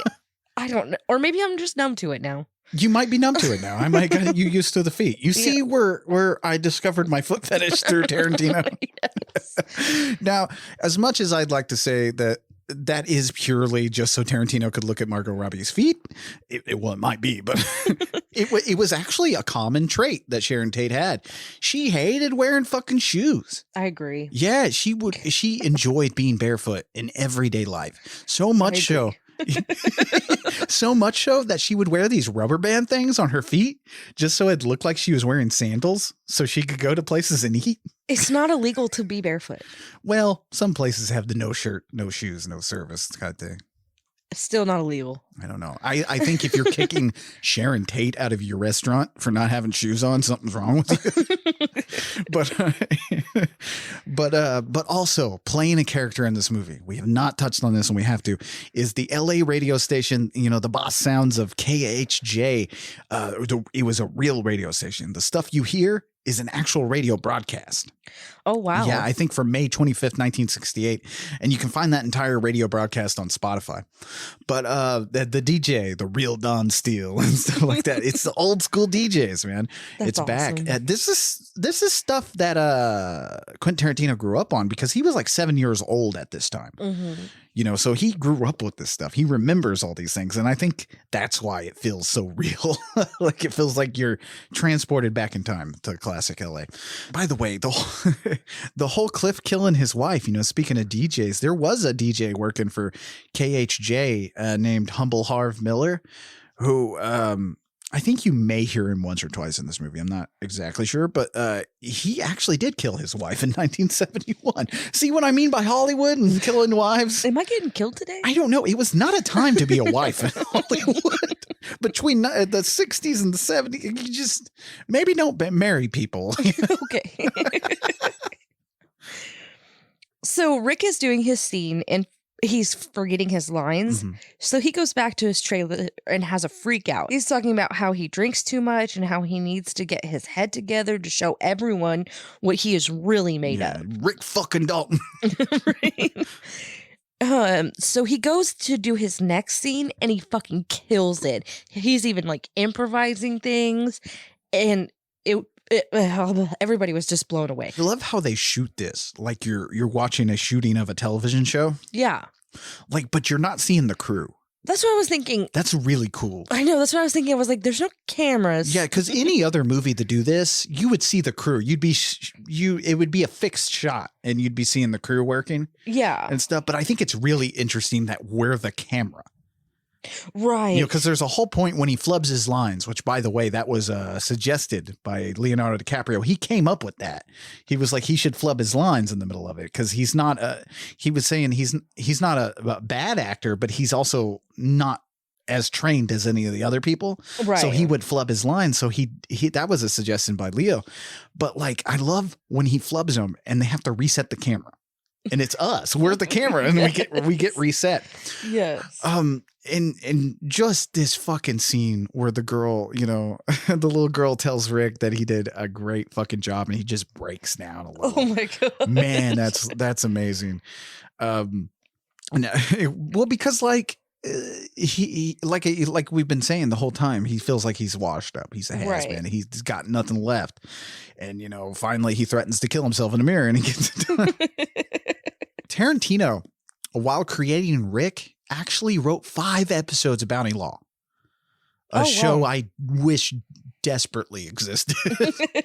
And actually might, if rumor's true, I've heard they might be making it for Netflix. But one thing I need to say is this show that he's shooting, Lancer, that was a real thing. Only instead of Rick Dalton, I believe it was Joe Don Baker playing a character named Day Pardee. Here the character is named Caleb Dakota, or as the little girl puts it, what was it she say? Dakota. She's like, I think it's pronounced Dakota. Great little kid acting. Oh yeah, man, what the fuck? Everybody's on fire. And she was a method, like the little girl was like, "No, my name is blah blah, whatever her name is." Yeah, she goes show, which was really cool because it shows you like the older school actors what they dealt with the new method acting that was coming up during the time. So everybody looking at this person like acting like they want to be treated like the what the fuck is this? Right. But yeah, this TV show actually existed. James Stacy, who is played by Timothy Olyphant, and Wayne Maunder, who plays Scott Lancer, who in this movie is played by Luke Perry. This was sadly Luke Perry's last role before he passed from a stroke. Oh, wow. Yeah. But anyway, all these people existed, including Sam Wanamaker, the director, who was just as big and theatrical in real life as he is portrayed in the movie. Which, by the way, I love when he walks in and Rick is suffering from a fucking hangover, which you feel this hangover. Oh, yes. Leonardo DiCaprio sells this hangover because he's got his face in some ice water. And you're just like, yeah, man, just the fucking heat of a hangover. Yes. And here's fucking Sam Wanamaker in his face. Like I want you to a Zapata mustache. He's like, less Yosemite Sam and more Hell's Angels. Vroom, vroom. He's just like, oh God. And he's like coughing. Oh my gosh. You can watch this TV pilot on YouTube right now. And the name of the episode of Lancer is The High Riders. Like it looks exactly like what they're shooting. Oh, wow. Yeah. The episode of FBI actually exists too. You know, the one they're watching, him and Cliff are watching later. Mm-hmm. Only instead of Rick Dalton, it was actually young Burt Reynolds playing the role that Rick Dalton plays. Oh, that's cool. Yeah. Rick actually, I feel like Rick would want to be Burt Reynolds. Yeah. But anyway, when Rick is threatening to kill himself in a mirror in his trailer, that was also improvised by Leonardo DiCaprio. That whole scene is improvised. So Cliff is driving and he sees this girl that he's been seeing for a few days around town. Yeah. She asks him for a ride to Spawn Ranch, where he used to film Bounty Law. So they talk and he says she's not worth going to prison for just to fuck her because he wanted an ID. Yeah. She says something and he was like, I want an ID. And she's like, I don't have one. And he's like, that means you're not 18. At least we get a little bit of that from Cliff. He's like, I'm not a rapist. Right. Which the playing Pussycat here is Margaret Qualley. And again, the parade of feet. Her feet are in the shot the entire time on the window. I guess I didn't. It was doing it for me. Catch that. But she was kind of nervous about showing her feet. You know, because she's a trained ballet dancer. So she has, and you can kind of see it. She has some damage to her feet and stuff like that. But like Tarantino was like, no. And even Brad Pitt was like, oh, don't worry about it. So Cliff drives her to the land and Pussycat takes him to meet everyone, but Charlie is gone. And I think she kind of wanted him to join their cult. Yeah. Because she really wanted him to meet Charlie. Oh, man. Well, and when you're first watching this movie, because you don't know what's happening. This is a very unpredictable movie when you first watch it. Yeah. And so you kind of think, is that how this is going to turn out? Because Cliff isn't a great guy. And so you're thinking, oh, shit, is he going to join the Manson clan? Because she's like, oh, Charlie's going to love you. Right. So he questions if they're even allowed to be living here on this ranch because he knows the owner of the ranch since he's filmed there so much. Well, he goes to talk to George, the owner. He wants to know if they're supposed to be there. Yeah, George Spahn, who did exist. He was a guy, he owned Spahn Ranch and stuff where the fucking hippies stayed. And literally, yes, Squeaky would fuck the shit out of him every day. And that's how they got to stay on the ranch. Which, look up Squeaky Fromm. She's not far off from Dakota Fanning in this movie. She was an okay looking. Is that who that is? Yeah, that's Dakota Fanning playing Squeaky Fromm, blocking Cliff from seeing George, which I loved. I love how Cliff's just like, yeah, I need to talk. Yeah, I'm gonna be walking in, and screen door is not gonna stop me.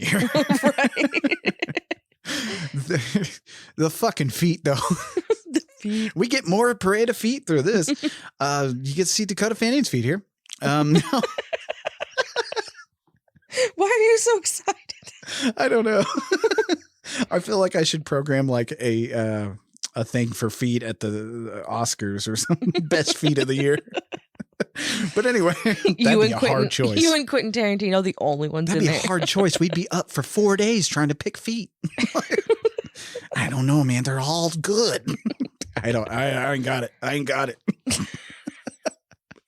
You all share the foot award. It's a golden foot. Anyway. Everybody gets a golden foot. You get a golden Everybody foot. gets a golden foot. Get a golden foot. Oh, I can't help it, you guys. I can't help it. But yes. But also, you have like an all-star cast playing the Manson family here, man. You have, well, first of all, you had Margot Qualley playing Pussycat. You have, you have Julia Butters playing Trudy Frazier, Austin Butler playing Tex Watson, Dakota Fanning playing Squeaky Fromm, like I said. Oh, you also have Lena Dunham. Yeah. Famed dog murderer, Lena Dunham playing Gypsy. Dog murderer? I don't know. I'm just making a joke, but she's had several dogs that have died quick. Oh. Yeah, and it's just a thing. I don't know. I don't know what she's doing to those dogs. But Lena Dunham plays Gypsy here. But you have a lot of like people's daughters playing people, like Madison Beatty playing Katie, Mikey Madison playing Sadie. You're not getting any of these, are you? No. Let me drop some more familiar people. Maya Hawke, Ethan Hawke's daughter, plays Flower Child. Okay. You have Harley Quinn Smith, who's Kevin Smith's daughter, playing Froggy. Who's the other one? Bruce Willis's daughter is in there somewhere. Rumor Willis playing that, but they all do a wonderful job, and they're all creepy as all get. Oh my God, yes. Yes, this is fucking scary. When they're in this trailer and they're like, dude, oh, Pussycat had brought somebody back or whatever. I'm like, are they going to kill him? Yeah, what is about to fucking go down here? Because it is scary. Now, it's as close. Like, this whole sequence is as close as we'll get to a Tarantino horror movie, I feel. When he walks into the fucking house trailer thing and there's a fucking rat on the glue trap, just like... Yes. Just like, ugh. But in fact, Tarantino said that he wanted these scenes here at Spahn Ranch to resemble the early scenes in the Texas Chainsaw Massacre, and he gets that, man. Oh yeah. Especially, it's so funny when Cliff is walking up, they do the same kind of camera technique that they did on what's her name from Texas Chainsaw Massacre, when she's walking up and you get that butt shot. Yeah. Although you get some Brad Pitt butt. Yeah. I'm thankful for that. Tarantino's giving us all something in this movie. You got your feet, you got your pit, you got your kidders. No, she's not in this. He hasn't brought her back to life. Robbie. Robbie. I'm working on it, man. But no, like it is really fucking well shot and creepy as shit. And but Squeaky here. Yes, her name was actually Squeaky, but she's using a remote on the TV, and I've heard a lot of people on Twitter, and I'm sorry, you guys, I need to stay away from Twitter because you all piss me off so much. But they were saying it's inaccurate because she's using a wireless remote. Don't ask me why people are seeing this and picking that out, but that's not really inaccurate. That's a Zenith Space Command remote. These were not common, but they were a thing, and it would go to reason that George Spahn, who owns this movie ranch where they shot movies and stuff, would probably own one of these. But it had a system where you had 4 buttons and each were spring-loaded little hammers that hit reeds, which made an inaudible sound for the TV to pick up. But the buttons would click loudly, which is why a remote is called a clicker. Oh, okay. I don't know who needed that, but You. I wanted to talk about it. Anyway, so Cliff isn't convinced that the hippies aren't taking advantage of George, but he goes to leave and he has a flat because someone named Clem popped his tire. Mhm. Clem is laughing at him or whatever, so Cliff just punches him a few times. Oh, man. He like beats the fuck out of him and then makes him change the tire himself. I don't know. I wish I knew how I'm supposed to take this because I know Cliff's not a great guy, but like, it's just so nice to see him punch this hippie in the face. Yes. Now that's my boss's car. If I come back with my boss's car with a flat tire, he's going to be mad. It's just so... He's just so calm and collected, even when he beats the shit out of this dude. Yeah. Because they're like coming. The girls are that coming. was scary at first because you see all the fucking Manson clan coming for you. But even he turns around and one more fucking step. Jesus. And they didn't. Yeah. They were like, okay. But he wears these moccasin shoes in this movie that I want. They were a thing in the 60s and stuff. These moccasin boot shoes thing that Cliff wears. They're fucking amazing. Random, sorry. But before I move on from this scene, I don't know why I didn't add this. They go to get Tex because Tex is giving a horse riding lesson or whatever. Which will come into play later. And Gypsy's like, she's like, somebody needs to go get Tex right now. And so they go get Tex. And by the time he gets back there, Cliff is leaving. He's like, I'm out. Yeah. Yeah. Which by the way, the Manson family actually did that. They would give horse riding lessons. Oh, okay. Or horseback tours in the trails and stuff. Yeah. To make money for the clan. The clan. Ugh. I shouldn't call them the clan. The family. Sorry. The clan? I don't know. It's all bad. It's all bad. All bad. It's just all bad. Now, Bruce Dern, classic Hollywood actor Bruce Dern. He was in a lot of old school biker movies and stuff, and just a great actor. Go look him up, by the way. I'm not going to go into him. But Bruce Dern plays George Spahn, and like I said, he's great in this, but originally, Burt Reynolds was cast as George Spahn. Oh. I don't know. I could see this, especially when he... Just grumpy old Burt Reynolds fucking, because when Cliff walks in there and wakes him up, it's Cliff Booth, John Wilkes Booth. Yes. Who?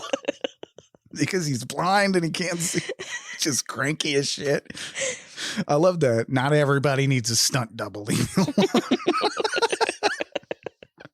Oh, but yeah, Burt Reynolds was originally going to do this, and he was cast, and he even rehearsed and stuff, and he talked with Tarantino about it. But when Reynolds found out, the funny thing is when Reynolds found out that Pitt was playing a stuntman, he told Tarantino that he should have somebody say, you're real pretty for a stuntman.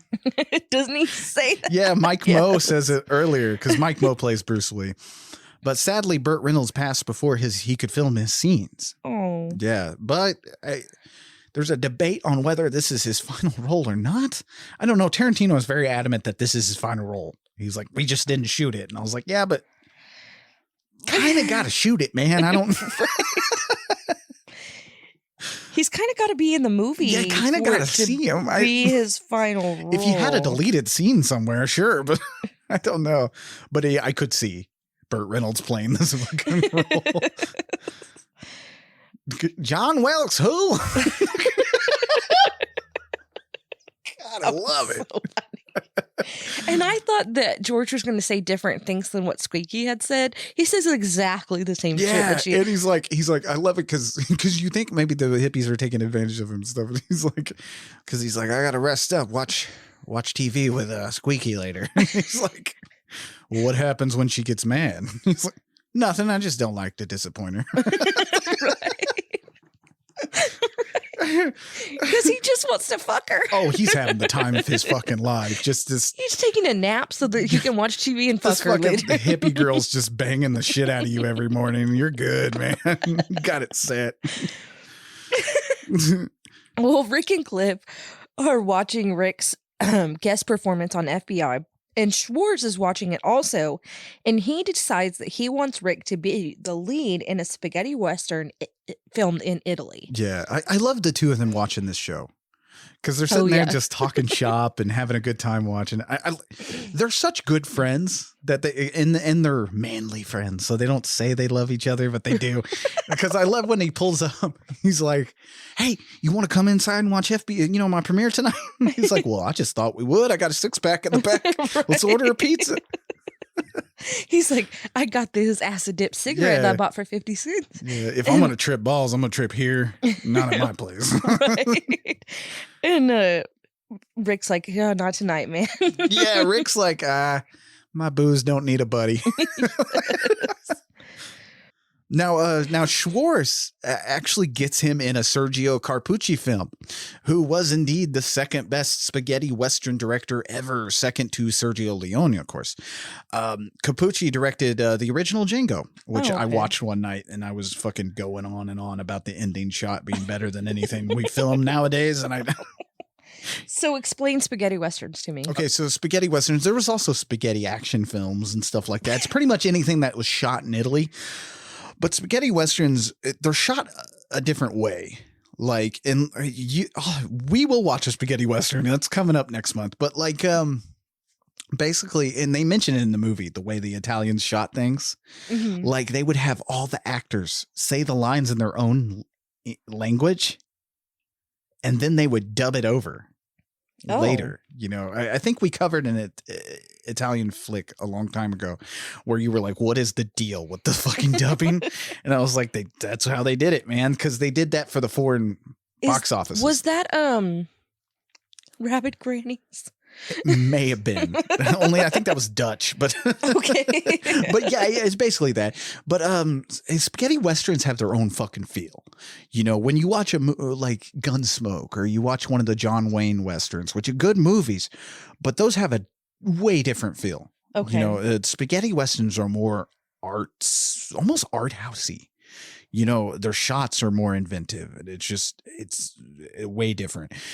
When we watch Once Upon a Time, or not, we're not watching Once Upon a Time in the West. Never mind. Which, by the way, Sergio Carpucci's Once Upon a Time in the West is what? No, that's Sergio Leone. Shit, I'm getting my Italian directors mixed up. I'm sorry, everybody. But Once Upon a Time in Hollywood is a play on Once Upon a Time in America. Okay. Which Sergio Leone directed. Okay. So anyway, but they have their own feel, and once we watch The Good, the Bad, and the Ugly by Sergio Leone, you'll understand what I'm talking about. Okay. Like, maybe before we do that, I'll show you a regular, like an American Western movie, like maybe The Magnificent Seven. Maybe I'll show you that, or a John Ford Western or something like that.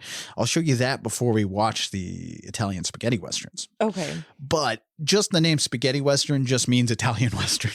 Just Western that was shot in Italy. And it's just like they depict it here. They would get these stars that were kind of fading out.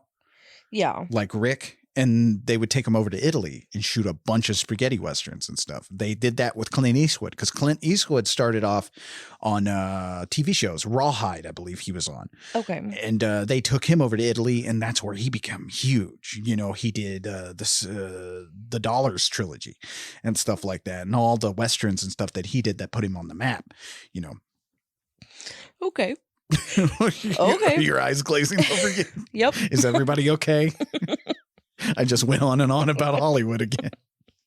So Rick and Cliff were there in Italy for 6 months making movies, because Rick initially got asked to do this one movie, and then while he was there, he got asked to do 3 more. I love it because they show a little montage of the movies he did. Yes. It's him edited into movies. Yes. And while he was there, Rick got married to a woman named Francesca. Francesca.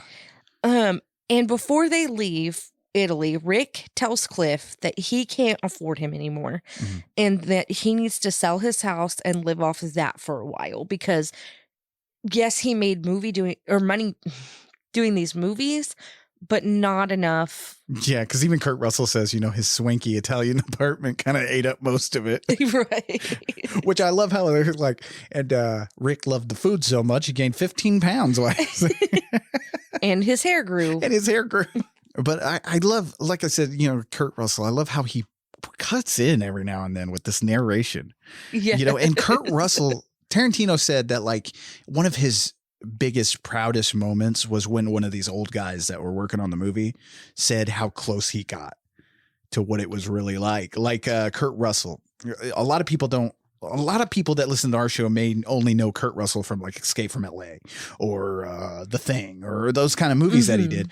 But Kurt Russell has been working in Hollywood since the 60s. He was in The Virginian. Like he did little spots on these shows and stuff when he was younger. Oh, wow. And he grew up being Russell. His father was in and out of movies and stuff in Hollywood.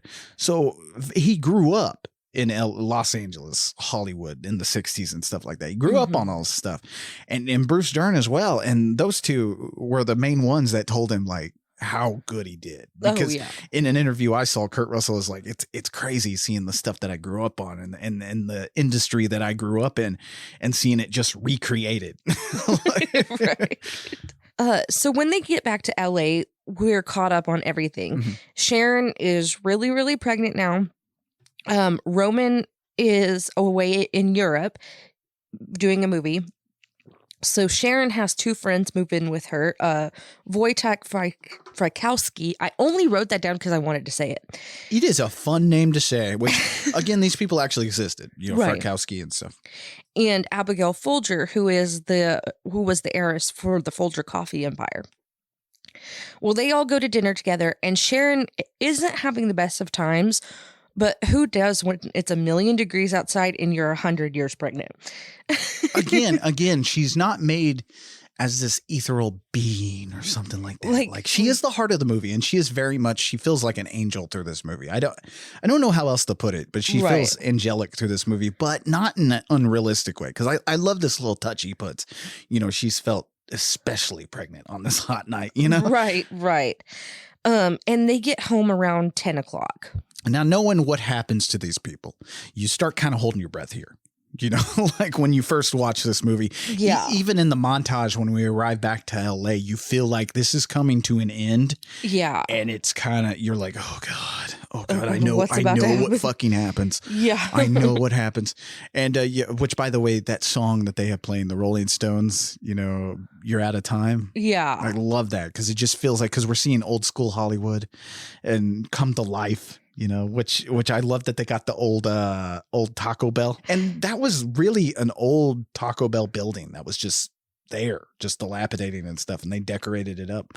Oh, wow. But you do feel like we are getting to the end, and we all know what happened to Sharon Tate, Jay Sebring, Wojtek Frykowski, and Abigail Folger heiress. So you're like, oh God. It's very ominous of this moment. You start holding your breath. Right. Well, Cliff and Rick go to dinner and he gets super drunk. Rick's new wife is at home sleeping in bed, and Brandy, the dog, is there. Yeah. The guys had to take a cab home because they're so fucking drunk. I love when they're sitting at this this Mexican place, which again, real life place. But I also love the way they show, Sharon Tate, they go to the upper class Mexican joint, and then they go to the more lower class. Yeah, like a real place that actually existed. But I love how they're sitting there and they're just talking about movies. Best director ever made. Yes. So when they get back to the house, Rick starts making margaritas. I've not been that drunk in my life. Just fucking get wasted at a restaurant and then come home and make more margaritas. Right. Well, Cliff starts smoking that acid dip cigarette from 6 months ago. Yeah. And then he goes out to walk the dog. He bought the thing for 50 cents, by the way. Yeah. Holy 50 shit. Cents. And it costs 75 cents to watch a movie. Anyway. Oh, man, what a time. What a time to be alive. Right. Well, Rick hears someone pull up in their little cul-de-sac area or whatever it is. I don't think it's cul-de-sac, but whatever. You know what I mean? Yeah. On the street. And it's really loud, the muffler is. So he goes out and starts cussing them out. And we see that this is Tex and the hippies. This Love is that. the man. Get that mechanical asshole off my fucking street. I've always wanted to fucking have a freak out on someone like this. Oh my gosh. And he's just holding this picture of margaritas. Just fucking drinking margaritas and letting them have it. Fucking, what are you looking at, you gingerhead little fuck? But I love fucking Brad Pitt doing the acid scene here. It's just, it looks like the most fun ever. I've never done acid, but I haven't either. But maybe in the future, because I love that he just takes a puff and she's like, and away we go. So the hippies back out and they're freaking out because everyone is awake in the neighborhood. Yeah. Charlie had told them to go to Terry's old house and kill everyone inside and make it look witchy. Which is really what Charlie Manson told them to do. It's fucking dumbass. Like, this is the kind of people that we're working.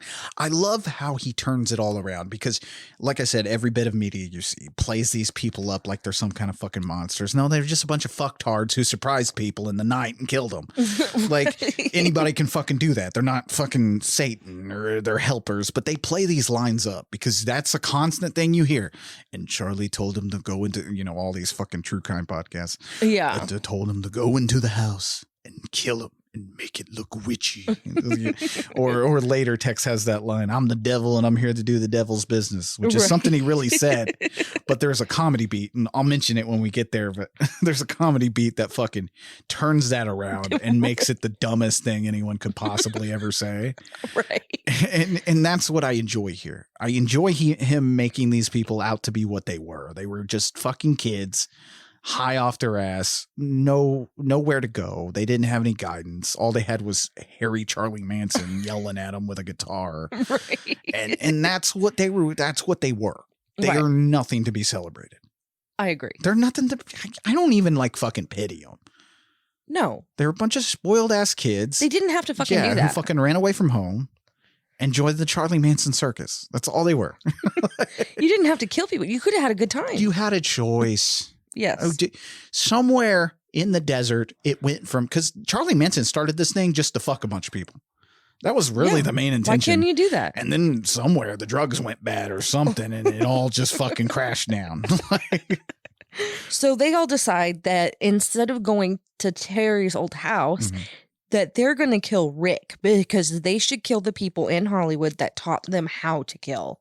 And talking about Rick Dalton being this face of murder and stuff like that. Which it was a defense that they brought up in the court trial. Oh, okay. There was several. This is, like I said, this is how fucked up these people were. They had that defense. They also had fucking the race war thing. There was several, but it was senseless. Right. They just fucking, like I said, they just decided to kill people. Dumbasses. Oh, Charlie brainwashed. I don't really even think he did.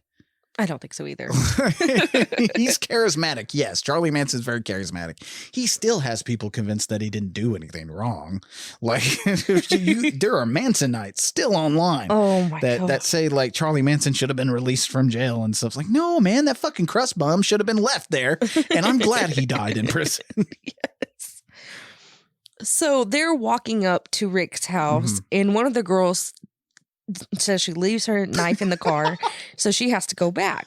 Yes. So she gets the keys to the car, and she just takes off it's because a fucking she's Simpsons scared. joke because he's like, oh, you need the keys. I locked the car.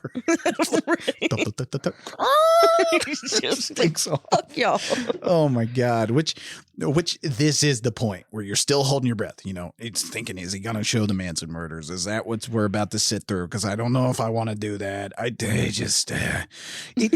the thing is, we've been oversaturated with that. If you're a fan of true crime, you've heard about these murders or you've heard about all this and stuff. Hell, you've probably seen the crime scenes. I've seen more pictures of the crime scenes of post fucking Sharon Tate being murdered than I have seen of pictures of them. I agree. You see more about that. You see more about the die piggy on the wall and bullshit like that. It's just something. And I'm one for gratuitous violence. I love it. I have a good time.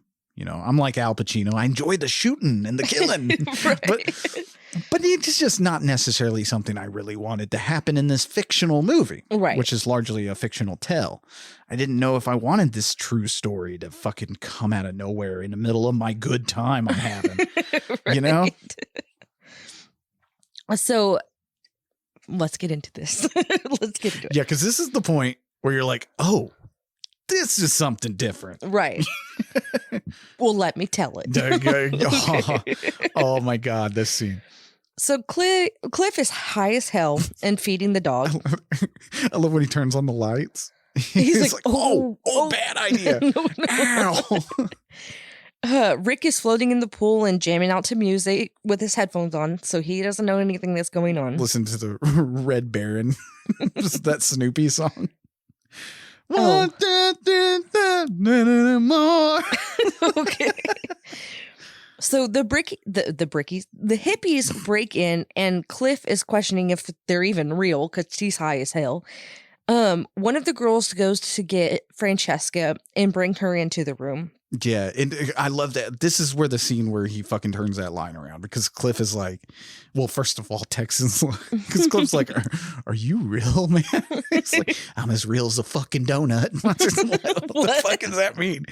And like, he's like, I'm the devil and I'm here to do the devil's business, which is really what the real Tex Watson told. I think it was Ray. I can't remember who died first, but it may have been Ray Kirkowski who got shot by Tex. Oh, I don't know. Because he shot him first off, but he says that to him in the thing, and you'll hear that all over the true crime thing. But fucking Cliff turning it around here, because he's like, because he asks who he is. He's like, I recognize you guys. I remember you and stuff like that. He's like, but I don't remember your name. It was something. It was like Rex. Yeah, Rex. Or Rick, and he's like, I'm the devil and I'm here to do the devil's business. And he's like, nah, I was dumber than that. Yeah. Oh, it was Tex. You were on a horsey. You were on a horsey. Yes. Well, after Cliff recognizes him, he finally cues Brandy to attack Tex. He doesn't say attack, he just makes the noise. Yeah. And Brandy starts attacking him. One of the girls charges Cliff with a knife, and he reams her in the face with a dog food can. Fucking shit, man. She gets it right in the fucking nose. And it just, ouch. Anyway. Which I love some of Brad Pitt, what he's doing here, some of his reactions, because he's still high on the fucking acid, Right. which shows you how fucking dangerous this guy fucking is. Because if he can do this on acid, what the fuck? Right. But I love some of the reactions he has. Like when he hits her in the face, he has this moment where he's like, whoa. Right. Holy shit. Didn't know what that was going to happen. So the dog is ripping Tex's dick off. Mm-hmm. Then he starts attacking the girl on the floor. Yeah. Because she was trying to go after Cliff. Then Cliff goes over and fucks up Tex more and kills him by stomping his head in. Stomps his fucking face in. Francesca hits the other girl and she falls to the ground. So Francesca goes running into the back room. Mm-hmm. That girl ends up stabbing Cliff in the hip. So he smashes her face. And I was going to write this. I was going to write, he smashes her face into the telephone. I was going to write, he smashes her face into the telephone. But then he smashes her face into the mantelpiece. Then he smashes her face into the coffee Brittany's table. watching this and is like, holy fucking shit. Yes. Which this is the scene where everybody was complaining about misogyny and like, the violence against women. But I'm sorry, man. I was feeling good. They're trying to kill him. And I will say it's kind of uncomfortable. Some of the violence is a little uncomfortable, but I think it's supposed to be because they are trying to kill them. But the point isn't like he's celebrating killing women. It's a cathartic moment. It's a cathartic moment because if you listen to this bullshit that people spew about the Manson family and how this and that, and you get the same feeling I get where you're like, God, those people should just fucking choke to death on their own weed out in the desert.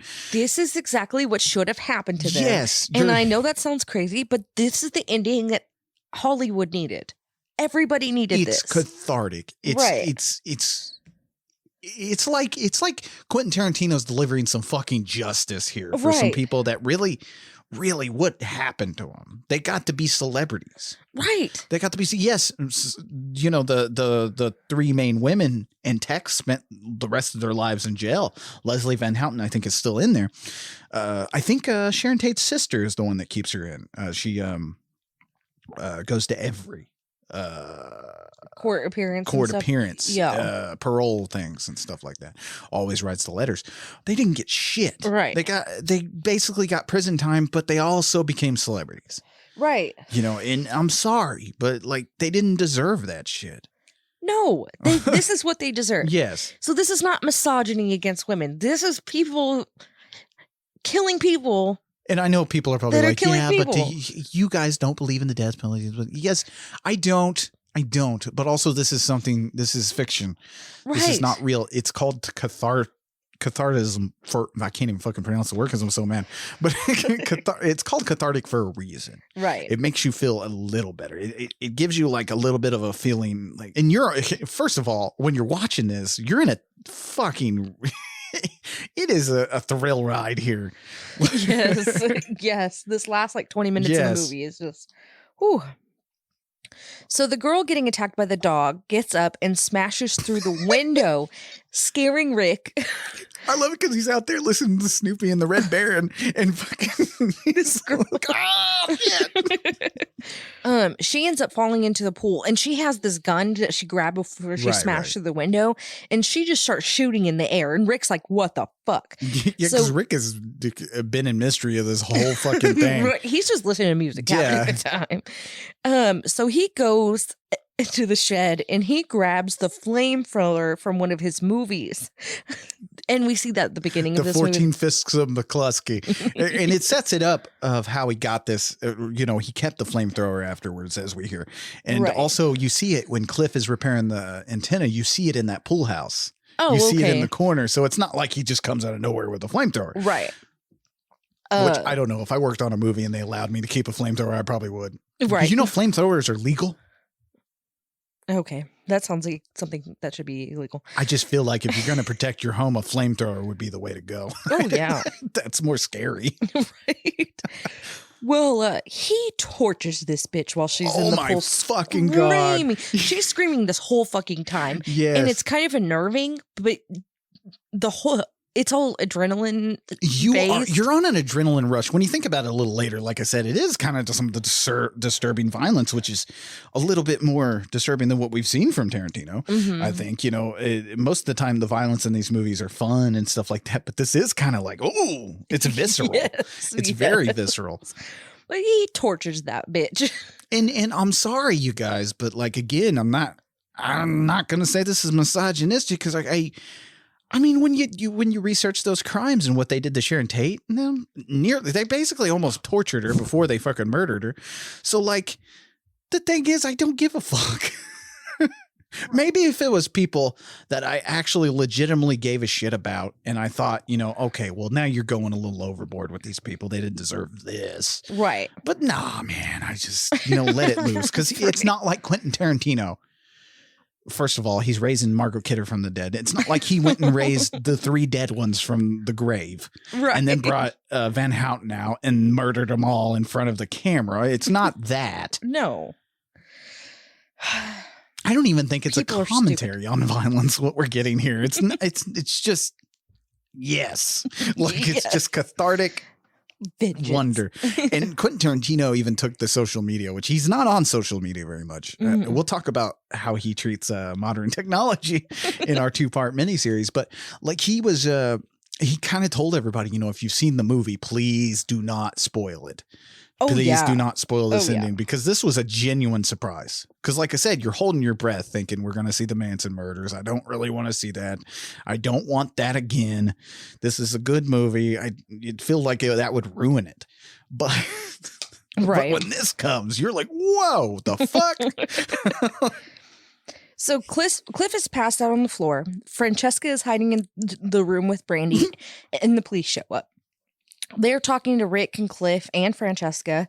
They're taking Cliff to the hospital, and before they leave, Rick tells Cliff, he's like, you're a good friend, man. I love that because it's like they're telling them they love each other. And it's like, Right. hey, you're a good friend. You're a good friend. I try. Right. So Rick is just standing outside when they leave, and Jay comes down to talk to Rick to find out what happened. And they're talking to set up the scene or whatever. Jay is on one side of the gate and Rick is on the other, but like in the street part. And Rick says everything's fine except the fucking hippies. Yeah, I love that. Oh yeah, we're all fine. Fucking hippies aren't, I'll tell you that. And then Sharon comes on the speaker thing, and she was like, "Hey Jay, what's going on?" And Jay's like, "I'm out here with your neighbor." And she was like, "Rick Dalton?" He's like, "Yeah." And she was like, "Hey Rick, do you want to come upstairs and have some drinks?" Yeah, and out of all the scenes in the movie, this scene is I don't know what it is. It's emotional. Yeah. It's hard. It's almost like the gates of heaven opened up and Rick Dalton's going up to visit, Sharon. These people, and stuff. And he leaves you because this is it. Yeah, Rick goes up and he meets everybody and he goes inside with them. Yeah, and it ends. And it's like, but it's kind of gut wrenching because you're like, oh, it's like he righted the wrongs and stuff. And it's like Quentin Tarantino changed history and this is what should have happened. But it's also like Rick Dalton's like going through the pearly gates to, it's very gut wrenching. And then what really gets you at the end, which I won't say it makes you bawl or anything, but you get a little teary eyed because then it says Once Upon a Time in Hollywood. So then it reassures you that this is a fairy tale. Right. And it's just like, this is the ending that everybody wanted. God. Again, yeah. And it's just, I can't, I don't know what it is about this movie, but it's so fucking good. Like it is the best. Oh yeah. It is the best he's done out of his whole career. And like he said, rumor has it, I think he was just bullshitting people. Like I said, I don't know if he's for real about that 10 movie thing. Right. But, like somebody asked him, they were like, why would you stop after 10 movies? You're at the top now. Like you're at the height of your career. And he was like, well, what other director does 10 movies and then does good ones after them? And I was like, oh, yeah. You might be right. You might be right. Because I don't know how it's going to get any better than this. Right. But Once Upon a Time in Hollywood premiered at the Cannes Film Festival on the 21st of May, 2019. It was actually the 25th anniversary of Pulp Fiction being at the Cannes. Oh, wow. Now, the movie originally, before they cut it down, was about 4 hours and 20 minutes. I could see that. I could sit through it. I could sit through it. I believe most of those cut scenes, I don't know if all of them are included on the Blu-ray. I have the Blu-ray and I've watched the cut scenes. They're pretty cool. But there are things in there, like Tarantino said, I'm making a movie still. I can't include every bit of detail and stuff like that. Right. But, one of the things that keeps tripping people up is that sign that Rick Dalton has in his driveway. Mm-hmm. That was never a mystery. Was it a mystery to you of what that sign is from? I don't really care. Yeah, which Quentin Tarantino said that too. He's like, well, I'm not going to include every single detail. But to me, I knew what that sign was. I don't know how I knew. And this is before I read the novel because there's a whole chapter dedicated to what that is. But that sign is from a movie poster where he's being held down by a boot. Oh, okay. And he's basically cut out the dude who's holding him down and uprighted it so it looks like he's in the power position. Oh, okay. Which explains how Rick's character is. But anyway, now Once Upon a Time in Hollywood grossed around $142.5 million in the U.S. and Canada. Worldwide, it got $374.5 million. Wow. Yeah, it was huge. Now, of course, it had its detractors. It had its detractors. I wish Gene Siskel and Roger Ebert were alive for this because they didn't, they weren't here to review this. They probably would have got a thumbs up. The only movies I've ever agreed 100% with Gene Siskel and Roger Ebert. But like I said, the detractors, most of the stuff that they focused on was this end scene and the amount of violence dealt to women. I'm not going into it anymore. I'm gonna say it. one final thing, and that's if anyone deserves their face busted in everything in the room, it's the Manson followers. Right. Even those of you who are defending Manson out there deserve your face bashed into a coffee table. I'm gonna agree to that. Oh, but to me, this is now my absolute favorite movie of all time. How many times have you seen it? 700? 700. Brittany's walked in on me watching it, and you're like, again? Yes. But it's the perfect movie to just throw on when I have nothing to watch. Well, Yeah. just fucking throw on Once Upon a Time in Hollywood. I could sit here and write stuff. I can read about things, and then I could look up and enjoy what I'm watching, because you can come in at any moment. You can pick a scene and just absorb that and walk away for a little while, come back. Right. Perfect hangout movie. But also, Just Like Death Proof was a goodbye to to the films of that time, of that era, and stuff like that, the 60s and 70s. I feel like Once Upon a Time in Hollywood, it feels like a goodbye to the people, that made the movies and that made these things that we watch and stuff, and a goodbye to that time period and the time period in LA that it was. You know what I mean? Right. Like it is here in the movie, it was a fairy tale land. Like you went there to make your dreams happen. Right. Oftentimes they didn't. Maybe sometimes you ended up like Cliff. I don't know. Boy, I hope I end up like Cliff. But it's just a time we can never go back, and it feels like it's so lovingly done. I've never seen a period piece that takes place during that time period that feels this cared for. And I think Tarantino's the only person to fucking do that. That could do that justice, because he does. He cares so much for movies and for the people that made movies. Because not just movies in general, because there's a lot of people who love fucking movies. They love movies, and that's great. Right. That's great. I'm not telling you what depth you have to love what you're into, but I feel like I relate more to Quentin Tarantino because he loves the people behind the movies too. Right. He cares so much about those stories, about the Hollywood stories. Some of the stuff that I told here today, he cares about that stuff. And I feel like Once Upon a Time in Hollywood is a love letter to that. But I could blow this movie all fucking day. But I'm not. I'm going to end it here. But what did you think about Once Upon a Time in Hollywood from 2019? I really like this movie. I will be watching it with you now. When you watch it 700 times. It's just, like I said, I have a hard time. I've always had a hard time when people ask me, what's your favorite movie of all time? Always had a hard time because, and I've always said, well, that movie hasn't been made yet. Right. My absolute favorite movie, if I had to pick one, I think it got made in 2019. But that doesn't mean there's not other movies to be there made. May be another one coming. Right. I don't know. But you just have a good appreciation for movies. Yes.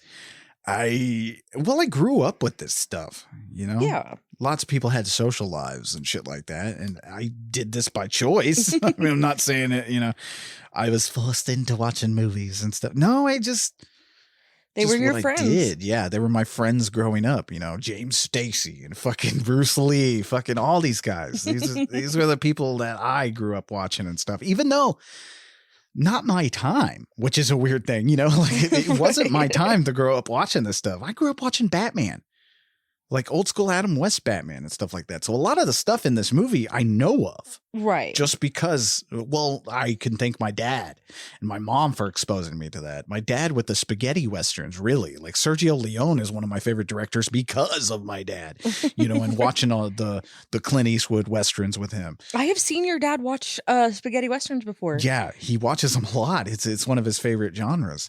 And so to me, it's everything I love wrapped up into one movie. Right. I loved it. It was great. And it's not what I expected. I did not. You were like, it's about this about the Manson thing. It's impossible to explain to someone who's a general movie watcher what this is. Right. And I don't know what I expected, but it wasn't this. And I was pleasantly surprised. I think everybody would be if they gave it a chance. You know? Right. I think a lot of people, and okay, I'm not here to tell you what to be offended by or what offends you and stuff. We're not trying to do that by our. Almost. We're almost trying to. Like, this is one of the things that's a hard line for us. But like, we're not telling you that. Like, it's okay to say fuck this movie. It's okay to say fuck this director if it rubs you the wrong way and you don't get into it. But like, I don't know, man. It's just, and I think out of these movies this month, like all these movies have really, I feel like, I don't know, I might be wrong, but I feel like it's inspired you to watch some of these older movies. Yeah. You know, which is for sure. another thing Quentin Tarantino does. Like all these older movies that I love and stuff like that, I really found out through, you know, like I said, my parents introduced me to them. Mostly my mom through slashers and my dad through the spaghetti westerns and the old movies like The Great Escape and stuff like that.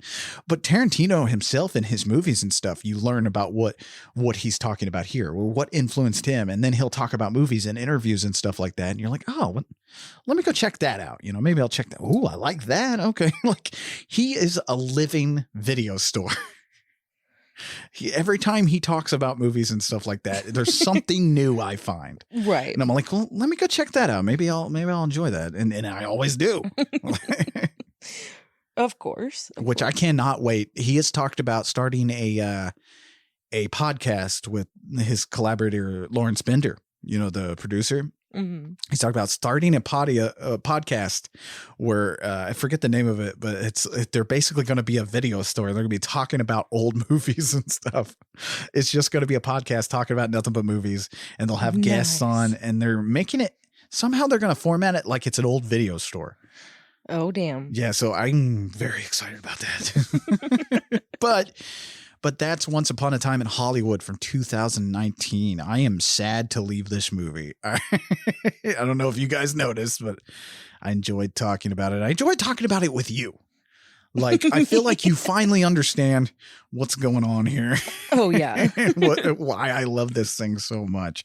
So it's been very pleasant talking with you. And this whole month with Quentin Tarantino movies and talking about misogyny and just the stuff that people come down on Tarantino for, having someone like you here to discuss it with and knowing I may not be fucking insane. And maybe I'm not a misogynist because I'm always at Tarantino's defense about these things.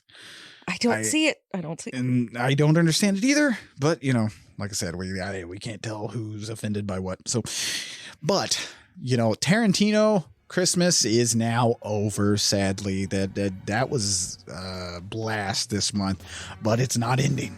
No, it's not ending because we're going to be ringing in a Tarantino New Year for January. It's a Tarantino New Year, and we're starting it off with a 2-part miniseries on the director himself. Part 1 is out next week. I was like, it's not out now? Not out yet. I wasn't here for that. Not out yet. But we'll be doing that next week, and it's going to be called, what I named it after the Dollars trilogy, so be on the lookout for that. That's what those titles mean. But anyway, until next time, you know, I'm going to go watch some old fucking movies tonight. Yes. But I'm Lee Evans saying stay spooky. And I'm Brittany. Stay horrific. Bye-bye. Bye. Thanks for listening. To get a hold of us and submit your stories, fan mail, and death threats, you can find us on Twitter, Instagram, Facebook, and nightofthehorrorfile.com. Our theme song was written and performed by John Brennan, used with permission. Find John at shopjb.bandcamp.com and at badtechno.com. If you like what you hear, leave a good review wherever you listen to podcasts, and share the show on your social media. See you next week.